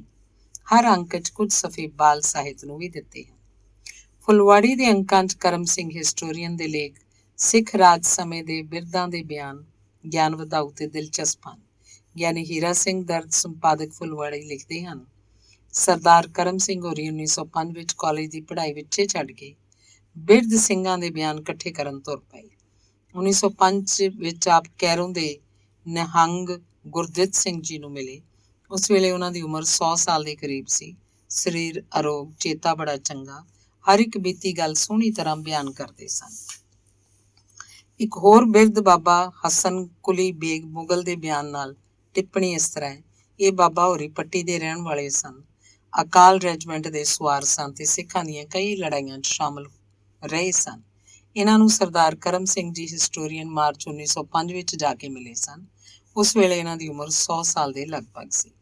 ਇੱਕ ਹੋਰ ਅੰਕ 'ਚ ਇੱਕ ਬਜ਼ੁਰਗ ਬੀਬੀ ਦੇ ਬਿਆਨ ਤੋਂ ਪਹਿਲਾਂ ਕਰਮ ਸਿੰਘ ਹਿਸਟੋਰੀਅਨ ਲਿਖਦੇ ਹਨ, ਮਾਈ ਦੀ ਉਮਰ ਕੋਈ 115 ਸਾਲ ਸੀ। ਉਹਨੂੰ ਬਥੇਰਾ ਪੁੱਛਿਆ ਪਰ ਨਾ ਆਪਣਾ ਨਾਮ ਦੱਸੇ, ਨਾ ਪਤੀ ਦਾ ਤੇ ਨਾ ਹੀ ਸਹੁਰੇ ਦਾ। ਸਹੁਰਾ ਪਿੰਡ ਤੇ ਆਪਣੀ ਜਨਮ ਭੂਮੀ ਦਾ ਟਿਕਾਣਾ ਵੀ ਨਹੀਂ ਸੀ ਦੱਸਦੇ। ਜਦ ਮੁੜ ਪੁੱਛੀਏ ਤਾਂ ਆਖੇ ਉਹ ਵੇਲੇ ਵੀ ਲੱਦ ਗਏ, ਉਹ ਵੀ ਲੱਦ ਜਾਣਗੇ। ਮੈਂ ਵੀ ਹੋਰ ਜ਼ੋਰ ਦੇਣਾ ਮੁਨਾਸਬ ਨਾ ਸਮਝਿਆ ਤੇ ਜੋ ਕੁਝ ਉਹਨੇ ਲਿਖਾਇਆ ਲਿਖ ਲਿਆ। ਇਸੇ ਤਰ੍ਹਾਂ ਲਾਹੌਰ ਦਰਬਾਰ ਦੇ ਰੋਜ਼ਨਾਮਚੇ ਵਿੱਚ ਵੀ ਸਿੱਖ ਇਤਿਹਾਸ ਨੂੰ ਜਾਣਨ ਲਈ ਇੱਕ ਨਵੀਂ ਖਿੜਕੀ ਖੋਲ੍ਹਦੇ ਹਨ। ਹੋਰ ਵੀ ਬਹੁਤ ਕੁਝ ਹੈ ਫੁਲਵਾੜੀ ਰਸਾਲੇ ਦੇ ਪੁਰਾਣੇ ਅੰਕਾਂ 'ਚ। ਬੀਤੇ ਦੀਆਂ ਫੁਲਵਾੜੀਆਂ ਦੀ ਇਹ ਯਾਤਰਾ ਇੰਨੀ ਨਿੱਕੀ ਵੀ ਨਹੀਂ ਕਿ ਝਟਪਟ ਮੁੱਕ ਜਾਏ। ਹਾਲੇ ਤਾਂ ਮੈਂ ਪੁਰਾਣੀਆਂ ਪ੍ਰੀਤ ਲੜੀਆਂ ਦੇ ਪੰਨੇ ਫਰੋਲਣੇ ਹਨ। ਹੁਣ ਉਸੇ ਗ੍ਰਹਿ ਵੱਲ ਉਡਾਣ ਭਰਨ ਲੱਗਾ। ਪ੍ਰੀਤ ਨਗਰ ਦੇ ਵੀ ਦਿਨ ਹੁੰਦੇ ਸਨ। ਉਹਨਾਂ ਦਿਨਾਂ 'ਚ ਸੁਪਨੇ ਖਿੜਦੇ ਸਨ। ਪ੍ਰੀਤ ਨਗਰ ਦੀਆਂ ਗਲੀਆਂ ਨਾਲ ਮੇਰੀ ਕਦੀ ਵੀ ਯਾਰੀ ਨਹੀਂ ਸੀ। ਉਹਨਾਂ ਗਲੀਆਂ 'ਚ ਮੈਂ ਬਸ ਇੱਕ ਵਾਰ ਤੁਰਿਆ ਸੀ। ਪ੍ਰੀਤ ਨਗਰ ਦੇ ਨੇੜਲੇ ਕਿਸੇ ਪਿੰਡ ਮੈਂ ਬਰਾਤੀ ਬਣ ਕੇ ਗਿਆ ਸਾਂ। ਉਦੋਂ ਗੱਪ-ਸ਼ੱਪ ਵੇਲੇ ਬਰਾਤੀਆਂ ਨੇ ਪ੍ਰੀਤ ਨਗਰ ਦੀਆਂ ਗੱਲਾਂ ਕਿਸੇ ਅਜੂਬੇ ਦੀਆਂ ਗੱਲਾਂ ਵਾਂਗ ਕੀਤੀਆਂ ਸੀ। ਉੱਥੇ ਔਰਤਾਂ ਤੇ ਆਦਮੀ ਇਕੱਠੇ ਬੈਠ ਕੇ ਰੋਟੀ ਖਾ ਲੈਂਦੇ ਨੇ। ਬਿਨਾਂ ਕਿਸੇ ਸ਼ਰਮ ਹਿਆ ਦੇ ਤੀਵੀਆਂ ਮਰਦਾਂ ਨਾਲ ਗੱਲਾਂ ਵੀ ਕਰ ਲੈਂਦੀਆਂ ਨੇ। ਉੱਥੇ ਤੀਵੀਆਂ ਘੁੰਡ ਵੀ ਨਹੀਂ ਕੱਢਦੀਆਂ, ਬੁੱਢਿਆਂ ਦੇ ਸਾਹਮਣੇ ਵੀ ਨੰਗੇ ਸਿਰ ਤੁਰੀਆਂ ਫਿਰਦੀਆਂ ਨੇ। ਉਹਨਾਂ ਇਹੋ ਜਿਹੀਆਂ ਹੋਰ ਵੀ ਬਹੁਤ ਗੱਲਾਂ ਕੀਤੀਆਂ। ਮੇਰੇ ਅੰਦਰ ਪ੍ਰੀਤ ਨਗਰ ਨੂੰ ਵੇਖਣ ਦੀ ਉਤਸੁਕਤਾ ਜਾਗ ਪਈ ਸੀ ਤੇ ਜਦੋਂ ਬਰਾਤੀਆਂ ਦਾ ਇੱਕ ਟੋਲਾ ਪ੍ਰੀਤ ਨਗਰ ਵੇਖਣ ਤੁਰਿਆ ਤਾਂ ਮੈਂ ਵੀ ਆਪਣੇ ਬਾਪੂ ਜੀ ਨਾਲ ਤੁਰ ਪਿਆ। ਉੱਥੇ ਗਲੀਆਂ ਤੇ ਮਕਾਨ ਸੁੰਨੇ ਸਨ। ਕਿਧਰੇ ਵੀ ਕੋਈ ਜੰਦਰਾ ਨਹੀਂ ਸੀ ਵੱਜਾ ਹੋਇਆ, ਭਾਵੇਂ ਕੋਈ ਕਿਸੇ ਵੀ ਕੋਠੀ ਦਾ ਢੁੱਕਾ ਬੂਹਾ ਖੋਲ੍ਹ ਕੇ ਅੰਦਰ ਵੜ ਜਾਏ। ਉਦੋਂ ਮੈਨੂੰ ਪ੍ਰੀਤ ਨਗਰ ਅਲਫ ਲੈਲਾ ਦੀਆਂ ਕਹਾਣੀਆਂ ਵਾਲਾ ਕਸਬਾ ਲੱਗਾ ਸੀ, ਜਿੱਥੇ ਦਿਓ ਫਿਰ ਕੇ ਗਿਆ ਹੋਇਆ ਸੀ। ਮੇਰੇ ਹਿੱਸੇ ਦਾ ਬਸ ਇੰਨਾ ਕੁ ਪ੍ਰੀਤ ਨਗਰ ਸੀ। ਮੈਨੂੰ ਉਦੋਂ ਬਿਲਕੁਲ ਵੀ ਪਤਾ ਨਹੀਂ ਸੀ ਕਿ ਗੁਰਬਖਸ਼ ਸਿੰਘ ਨੇ ਉਹਨਾਂ ਸੁੰਨੀਆਂ ਗਲੀਆਂ ਤੇ ਮਕਾਨਾਂ ਵਿੱਚ ਸੁਪਨਿਆਂ ਨੂੰ ਪਨਾਹ ਦਿੱਤੀ ਹੋਈ ਸੀ। ਵੱਡਾ ਹੋ ਕੇ ਮੈਂ ਉਹਨਾਂ ਸੁਪਨਿਆਂ ਨੂੰ ਪ੍ਰੀਤ ਲੜੀ ਦੇ ਪੰਨਿਆਂ ਉੱਤੇ ਵੇਖਿਆ ਸੀ। ਉਸ ਵੇਲੇ ਪ੍ਰੀਤ ਲੜੀ ਦੇ ਹਰ ਅੰਕ ਦੇ ਮੁਖੜੇ ਉੱਤੇ ਇੱਕ ਹੀ ਤਸਵੀਰ ਛਪਦੀ ਸੀ। ਉਹ ਰੰਗਦਾਰ ਚਿੱਤਰ ਇੱਕ ਔਰਤ ਦਾ ਸੀ ਜੋ ਇੱਕ ਪੁਰਾਣੇ ਰੁੱਖ ਹੇਠ ਤਣੇ ਨਾਲ ਢੋਲ ਲਾਈ ਬੈਠੀ ਸੀ। ਉਹ ਇੱਕ ਤਾਂਤੀ ਸਾਜ਼ ਵਜਾ ਰਹੀ ਸੀ। ਉਸ ਔਰਤ ਦੁਆਲੇ ਸ਼ੇਰ, ਚੀਤੇ, ਬੱਕਰੀਆਂ, ਹਿਰਨਾਂ ਕਈ ਭਾਂਤ ਦੇ ਜਾਨਵਰ ਖਲੋਤੇ ਬੈਠੇ ਹੋਏ ਸਨ। ਚਿੱਤਰਕਾਰ ਨੇ ਉਸ ਪੇਂਟਿੰਗ ਦਾ ਨਾਂ ਪਤਾ ਨਹੀਂ ਕੀ ਰੱਖਿਆ ਸੀ, ਪਰ ਮੈਂ ਉਸ ਚਿੱਤਰ ਨੂੰ ਮੁਹੱਬਤ ਵੀ ਕਹਿ ਸਕਦਾ, ਸੰਗੀਤ ਵੀ ਤੇ ਸੁਪਨਾ ਵੀ। ਉਸ ਤਸਵੀਰ ਉੱਤੇ ਹਰ ਵਾਰ ਦੋ ਕਾਵ ਸਤਰਾਂ ਵੀ ਛਪਦੀਆਂ ਸਨ। ਕਿਸੇ ਦਿਲ ਸਾਂਝੇ ਦੀ ਧੜਕਣ, ਕਿਸੇ ਪ੍ਰੀਤ ਗੀਤ ਦੀ ਲੈ, ਪੱਤੇ ਪ੍ਰੀਤ ਲੜੀ ਦੇ ਦੱਸਣ, ਜਿਸ ਵਿੱਚ ਪਰੋਤੀ ਸਭੋ ਸ਼ੈ। ਹੁਣ ਪ੍ਰੀਤ ਲੜੀ ਨੂੰ ਸ਼ੁਰੂ ਹੋਇਆਂ ਵਰੇ ਹੋ ਗਏ ਹਨ। ਹੁਣ ਪ੍ਰੀਤ ਲੜੀ ਦੇ ਮੁੱਖ ਪੰਨੇ ਉੱਤੇ ਉਹ ਤਸਵੀਰ ਨਹੀਂ ਹੈ। ਹੁਣ ਉਸ ਰਸਾਲੇ ਦੇ ਮੁੱਖ ਪੰਨੇ ਉੱਤੇ ਛਪਦਾ ਚਿੱਤਰ ਵੇਲੇ ਦੇ ਯਥਾਰਥ ਰੂਪਮਾਨ ਕਰਦਾ ਹੈ। ਮੈਨੂੰ ਲੱਗਦਾ ਹੈ ਪ੍ਰੀਤ ਲੜੀ ਨੇ ਨਿਰੰਤਰ ਸਾਧਨਾ ਨਾਲ ਸੁਪਨਿਆਂ ਤੋਂ ਹਕੀਕਤ ਤੱਕ ਦਾ ਸਫ਼ਰ ਕੀਤਾ ਹੈ। ਮੇਰੇ ਕੋਲ ਪ੍ਰੀਤ ਲੜੀ ਦੇ 1936 ਤੋਂ 1940 ਤੱਕ ਦੇ ਕੁਝ ਅੰਕ ਪਏ ਹਨ। ਉਹਨਾਂ ਅੰਕਾਂ ਦੇ ਪ੍ਰੀਤ ਨਗਰ ਕਾਲਮ ਨੇ ਮੈਨੂੰ ਹਮੇਸ਼ਾ ਸੁਪਨਿਆਂ ਦੀ ਉਸ ਪਨਾਹ ਨਾਲ ਜੋੜੀ ਰੱਖਿਆ। ਪ੍ਰੀਤ ਨਗਰ ਉਦੋਂ ਹਾਲੇ ਵਸਾਇਆ ਜਾ ਰਿਹਾ ਸੀ। ਗੁਰਬਖਸ਼ ਸਿੰਘ ਨੇ ਉੱਥੇ ਜਿਸ ਵੀ ਸੁਪਨੇ ਦੀ ਪੂਣੀ ਛੂਹੀ ਸੀ, ਉਹਦੇ ਨਾਂ ਨਾਲ ਪ੍ਰੀਤ ਸ਼ਬਦ ਵੀ ਜੋੜ ਦਿੱਤਾ ਸੀ। ਪ੍ਰੀਤ ਕਲੋਨੀ, ਪ੍ਰੀਤ ਕਾਨਫਰੰਸ, ਪ੍ਰੀਤ ਬਰਾਦਰੀ, ਪ੍ਰੀਤ ਸੈਨਿਕ, ਪ੍ਰੀਤ ਤਹਿਰੀਕ, ਪ੍ਰੀਤ ਕਹਾਣੀਆਂ ਆਦਿ। ਪ੍ਰੀਤ ਲੜੀ ਦੇ ਪ੍ਰੀਤ ਨਗਰ ਕਾਲਮ ਵਿੱਚ ਉੱਥੋਂ ਦੀ ਆਬਾਦੀ ਤੇ ਰੌਣਕ ਵਧਣ ਬਾਰੇ ਵੀ ਸੂਚਨਾ ਹੁੰਦੀ ਸੀ। ਇਹ ਵੀ ਦੱਸਿਆ ਜਾਂਦਾ ਸੀ ਕਿ ਪ੍ਰੀਤ ਕਲੋਨੀ ਦੇ ਕਿੰਨੇ ਪਲਾਟ ਮਹਿੰਗੇ ਭਾਅ ਵਿਕ ਗਏ ਹਨ ਤੇ ਕਿੰਨੇ ਬਾਕੀ ਸਨ।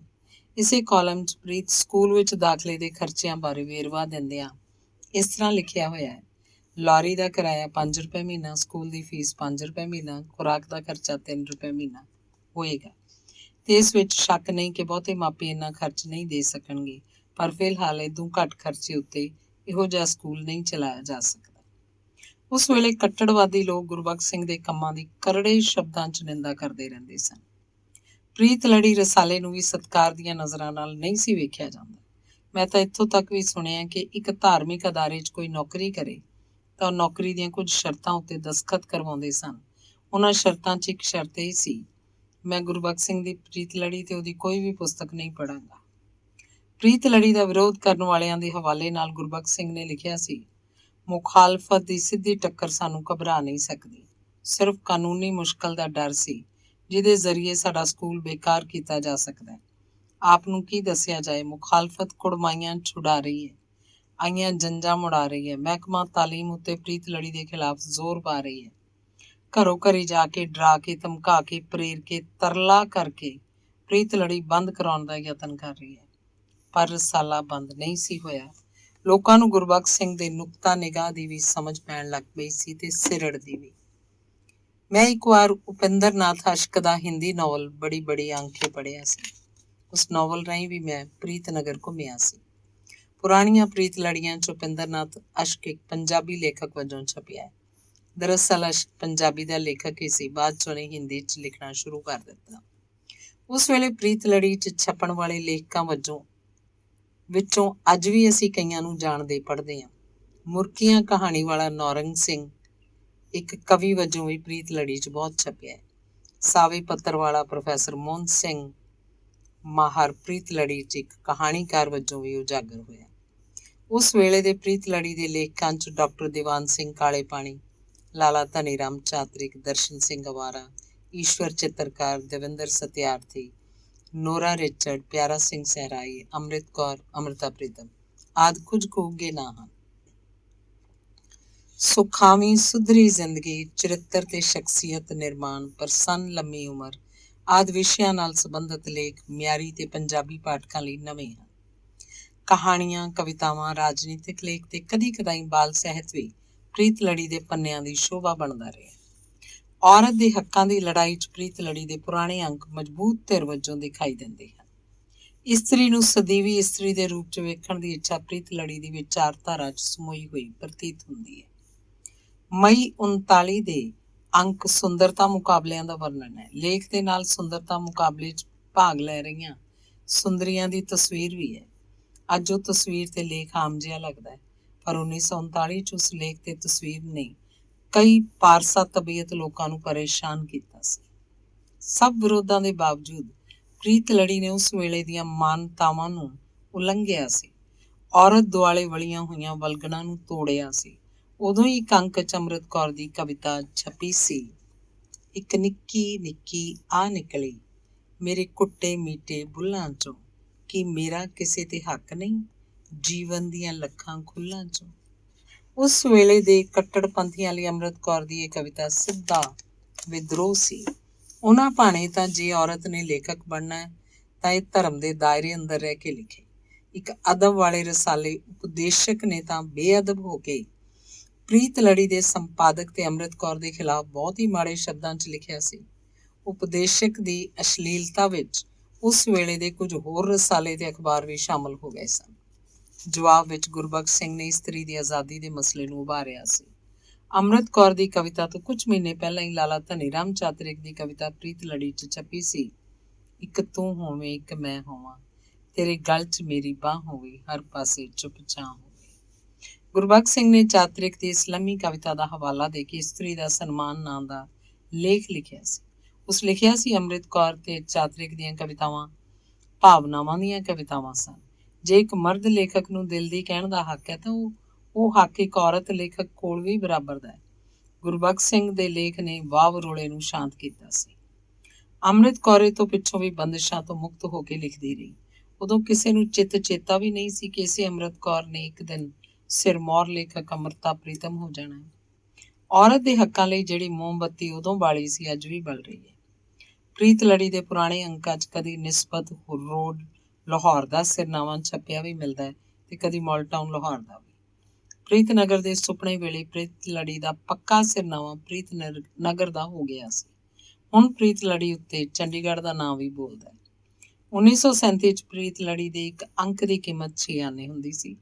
ਹੁਣ ਪ੍ਰੀਤ ਲੜੀ ਦਾ ਬੜਾ ਕੁਝ ਬਦਲ ਗਿਆ। ਗੁਰਬਖਸ਼ ਸਿੰਘ ਤੋਂ ਪਿੱਛੋਂ ਨਵਤੇਜ ਸਿੰਘ, ਫਿਰ ਸੁਮੀਤ, ਬਾਅਦ 'ਚ ਪੂਨਮ ਤੇ ਹੁਣ ਉਹਨਾਂ ਦੀ ਬੇਟੀ ਸਮੀਆ ਸਿੰਘ ਸੰਪਾਦਕ ਬਣੀ। ਬੜਾ ਕੁਝ ਹੁਣ ਹੋਣਾ ਵੀ ਹੋਇਆ, ਪਰ ਪੁਰਸਕੂਨ ਗੱਲ ਇਹ ਹੈ ਕਿ ਪ੍ਰੀਤ ਲੜੀ ਦੀ ਰੂਹ ਨੇ ਹਮੇਸ਼ਾ ਪ੍ਰੀਤ ਨਗਰ ਦੇ ਹੀ ਸਾਹ ਲਾਏ ਹਨ। ਇਹ ਮੇਰੇ ਨਾਲ ਪਤਾ ਨਹੀਂ ਕੀ ਹੁੰਦਾ ਹੈ ਕਿ ਮੈਂ ਜਦ ਵੀ ਪੁਰਾਣੀਆਂ ਪ੍ਰੀਤ ਲੜੀਆਂ ਫਰੋਲਦਾ ਤਾਂ ਮੈਨੂੰ ਬਾਪੂ ਜੀ ਦੀ ਉਂਗਲ ਫੜ ਕੇ ਤੁਰੀਆਂ ਪ੍ਰੀਤ ਨਗਰ ਦੀਆਂ ਸੁੰਨਸਾਨ ਗਲੀਆਂ ਤੇ ਖਾਲੀ ਮਕਾਨ ਚੇਤੇ ਆਉਂਦੇ ਹਨ। ਉਦੋਂ ਮਰਹੂਮ ਸੁਖਬੀਰ ਸੰਧੂ ਦੀ ਗਜ਼ਲ ਦਾ ਇੱਕ ਉਹ ਸ਼ੇਰ ਆਪ ਮੁਹਾਰੇ ਮੇਰੇ ਬੁੱਲਾਂ ਤੇ ਆ ਬੈਠਦਾ ਹੈ। ਜਾਪਦਾ ਲੰਘ ਸਕੂੰ ਉਹਦੀ ਗਲੀ ਚੋਂ ਇਸ ਤਰ੍ਹਾਂ, 2 ਕਦਮ ਚੱਲਾਂਗਾ ਤੇ ਮੁੜ ਕੇ ਠਹਿਰ ਜਾਵਾਂਗਾ ਮੈਂ। 1947 ਦੇ ਵਰੇ ਨੇ ਗੁਰਬਖਸ਼ ਸਿੰਘ ਦੇ ਪ੍ਰੀਤ ਨਗਰ ਦੇ ਸੁਪਨੇ ਨੂੰ ਪੱਛ ਦਿੱਤਾ ਸੀ। ਸੋਚਦਾ ਮੇਰਾ ਕਦੀ ਕਦਾਈ ਪ੍ਰੀਤ ਨਗਰ ਦੀਆਂ ਉਹਨਾਂ ਸੁੰਨਸਾਨ ਗਲੀਆਂ 'ਚ ਪਰਤ ਜਾਣਾ ਕਿਤੇ ਇਸ ਕਰਕੇ ਤਾਂ ਨਹੀਂ ਕਿ ਉਸ ਸੁਪਨ ਸਾਜ਼ ਗੁਰਬਖਸ਼ ਸਿੰਘ ਦੇ ਸੁਪਨਿਆਂ ਵਰਗਾ ਮੇਰਾ ਵੀ ਕੋਈ ਸੁਪਨਾ ਬਦੇਵਾਸ ਜਿਹਾ ਕਿਧਰੇ ਅਧੂਰਾ ਪਿਆ ਹੋਇਆ ਹੈ। ਧੰਨਵਾਦ।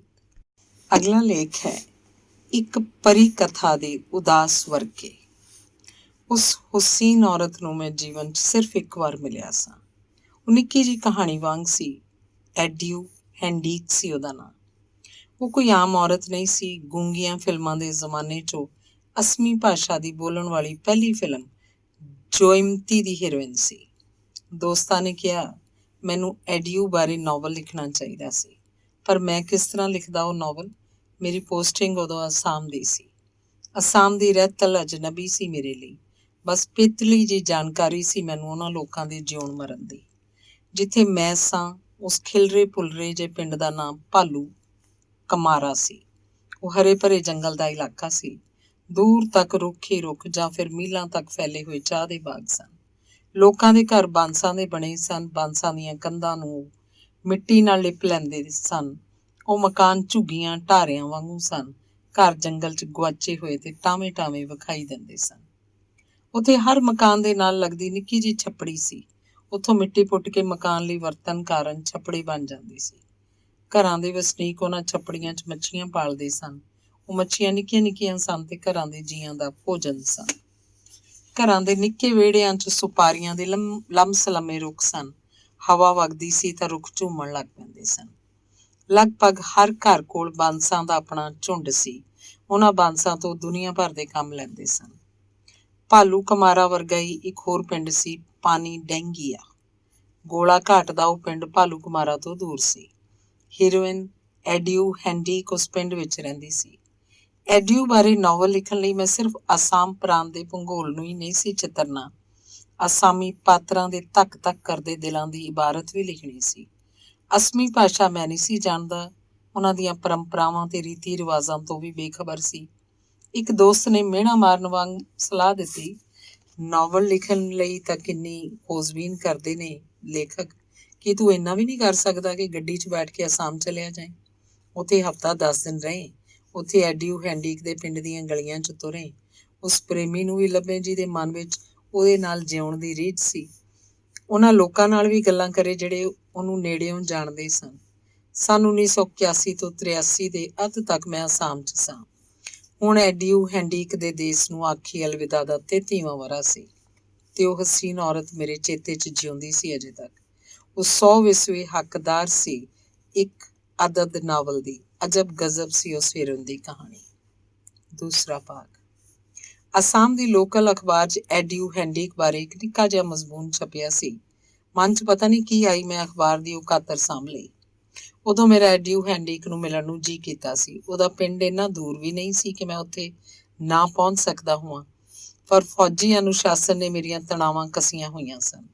ਹੁਣ ਐਡਿਊ ਹੈਂਡੀਕ ਨਹੀਂ ਹੈ ਤਾਂ ਮੈਂ ਅਖਬਾਰ ਦੀ ਉਸ ਕਾਤਰ ਦੀ ਇਬਾਰਤ ਤੁਹਾਡੇ ਨਾਲ ਸਾਂਝੀ ਕਰਨ ਲੱਗਾ। ਅਸਾਮ ਦੇ ਗੁੰਮਨਾਮ ਜਿਹੇ ਪਿੰਡ ਪਾਣੀ ਡੈਂਗੀਆ ਦੀ ਅਲੜ ਜਿਹੀ ਕੁੜੀ ਐਡਿਊ ਭਾਣੇ ਉਸ ਪਿੰਡ ਤੋਂ ਪਰਾਂ ਕੁਝ ਨਹੀਂ ਸੀ। ਉਹ ਆਪਣੇ ਪਿੰਡ ਤੋਂ ਬਾਹਰ ਕਦੀ ਵੀ ਕਿਧਰੇ ਹੋਰ ਨਹੀਂ ਸੀ ਗਈ। ਉਹਦੇ ਲਈ ਦੁਨੀਆ ਬਸ ਓਡੀ ਕੋਈ ਸੀ ਜਿੱਡਾ ਕੁ ਉਹਦਾ ਪਿੰਡ ਸੀ। ਉਹ 1933 ਦਾ ਵਰ੍ਹਾ ਸੀ। ਐਡਿਊ ਨੇ ਇੱਕ ਅਜੀਬ ਗੱਲ ਸੁਣੀ ਕਿ ਇੱਕ ਨਿੱਕਾ ਪਿੰਡ ਹੁੰਦਾ ਜਿਹੜਾ ਪਾਣੀ ਉੱਤੇ ਤੈਰਦਾ। ਲੋਕ ਉਹਨੂੰ ਜਹਾਜ਼ ਕਹਿੰਦੇ ਆ। ਐਡਿਊ ਨੂੰ ਕਿਸੇ ਨੇ ਇਹ ਵੀ ਦੱਸਿਆ ਕਿ ਕਈ ਜਹਾਜ਼ ਤਾਂ ਵੱਡੇ ਪਿੰਡਾਂ ਨਾਲੋਂ ਵੀ ਵੱਡੇ ਹੁੰਦੇ ਹਨ। ਉਹ ਜਹਾਜ਼ ਬ੍ਰਹਮਪੁੱਤਰਾ ਦਰਿਆ 'ਚ ਤੈਰਦੇ ਸਨ। ਬ੍ਰਹਮਪੁੱਤਰਾ ਦਰਿਆ ਉਹਦੇ ਪਿੰਡ ਤੋਂ ਦੂਰ ਨਹੀਂ ਸੀ, ਬਸ 5-7 ਕਿਲੋਮੀਟਰ ਸੀ। ਉਹ ਭਲਾ ਕਿਸ ਤਰ੍ਹਾਂ ਹੋ ਸਕਦਾ ਸੀ ਕਿ ਇੱਕ ਪਿੰਡ ਦਰਿਆ 'ਚ ਤੈਰਦਾ ਰਹੇ ਤੇ ਡੁੱਬੇ ਵੀ ਨਾ।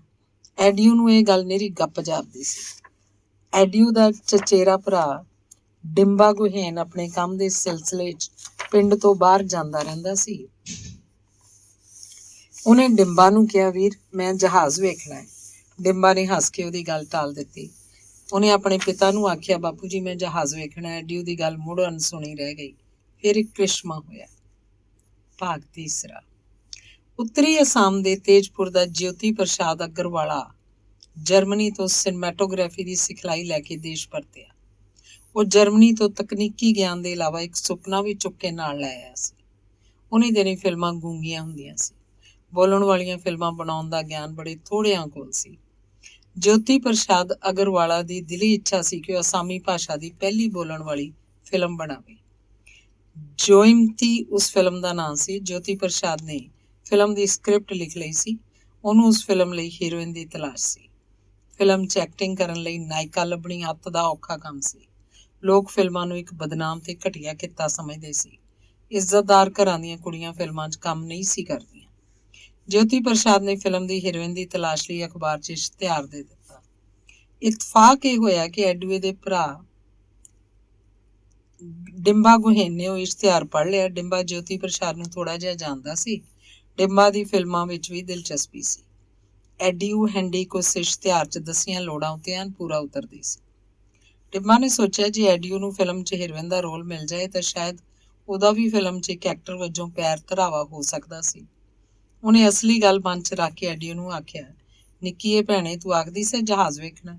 ਹਾਂ ਵੀਰੇ ਮੈਂ ਵੇਖਣਾ ਜਹਾਜ਼। ਉਹ ਚਾਅ 'ਚ ਉਛਲ ਪਈ। ਠੀਕ ਹੈ ਆਪਾਂ ਭਲਕੇ ਹੀ ਜਹਾਜ਼ ਵੇਖਣ ਚੱਲਾਂਗੇ ਤੇ ਜਹਾਜ਼ 'ਚ ਬੈਠ ਕੇ ਹੂਟੇ ਵੀ ਲਵਾਂਗੇ। ਸੱਚੀ ਹੂਟੇ ਵੀ ਲਵਾਂਗੇ? ਹਾਂ ਤੇ ਫਿਰ ਜਹਾਜ਼ 'ਚ ਬੈਠ ਕੇ ਅਗਲੇ ਪਾਰ ਵੀ ਜਾਵਾਂਗੇ। ਅਗਲੀ ਸਵੇਰ ਡਿੰਬਾ ਗੁਹੇਨ ਨੇ ਐਡੀਊ ਦੇ ਪਿਤਾ ਨੀਲਾਂਬਰ ਹੈਂਡਿਕ ਤੋਂ ਜਾਣ ਦੀ ਆਗਿਆ ਲਈ। ਐਡੀਊ ਦਾ ਛੋਟਾ ਭਰਾ ਵੀ ਨਾਲ ਜਾਣ ਲਈ ਤਿਆਰ ਹੋ ਗਿਆ। ਉਹ ਬ੍ਰਹਮਪੁੱਤਰਾ ਦਰਿਆ ਤੇ ਪਹੁੰਚੇ ਤੇ ਪੱਤਨ ਤੋਂ ਸਟੀਮਰ 'ਚ ਬੈਠ ਗਏ। ਡਿੰਬਾ ਨੇ ਐਡੀਊ ਨੂੰ ਦੱਸਿਆ, ਇਹੋ ਉਹ ਜਹਾਜ਼ ਹੈ ਜਿਹੜਾ ਤੂੰ ਵੇਖਣਾ ਚਾਹੁੰਦੀ ਸੀ। ਐਡੀਊ ਨੂੰ ਲੱਗਾ ਇਹ ਜਹਾਜ਼ ਪਿੰਡ ਜਿੱਡਾ ਨਹੀਂ ਸੀ, ਵੱਡੇ ਸਾਰੇ ਮਕਾਨ ਵਾਂਗੂ ਸੀ। ਐਡੀਊ ਹੈਂਡਿਕ ਲਈ ਇਹ ਸਫ਼ਰ ਅਚੰਭਾ ਸੀ। ਬ੍ਰਹਮਪੁੱਤਰਾ ਦਾ ਚੌੜਾ ਪਾਟ ਉਹਨੂੰ ਧਰਤੀ ਦੇ ਆਖਰੀ ਸਿਰੇ ਤੱਕ ਫੈਲਿਆ ਹੋਇਆ ਦਿਸ ਰਿਹਾ ਸੀ। ਪਾਣੀ ਛੂਕ ਰਿਹਾ ਸੀ। ਪਾਣੀ ਨੂੰ ਚੀਰ ਕੇ ਅਗਾਂਹ ਵੱਧ ਰਿਹਾ ਸਟੀਮਰ ਛੱਲਾਂ ਪੈਦਾ ਕਰ ਰਿਹਾ ਸੀ।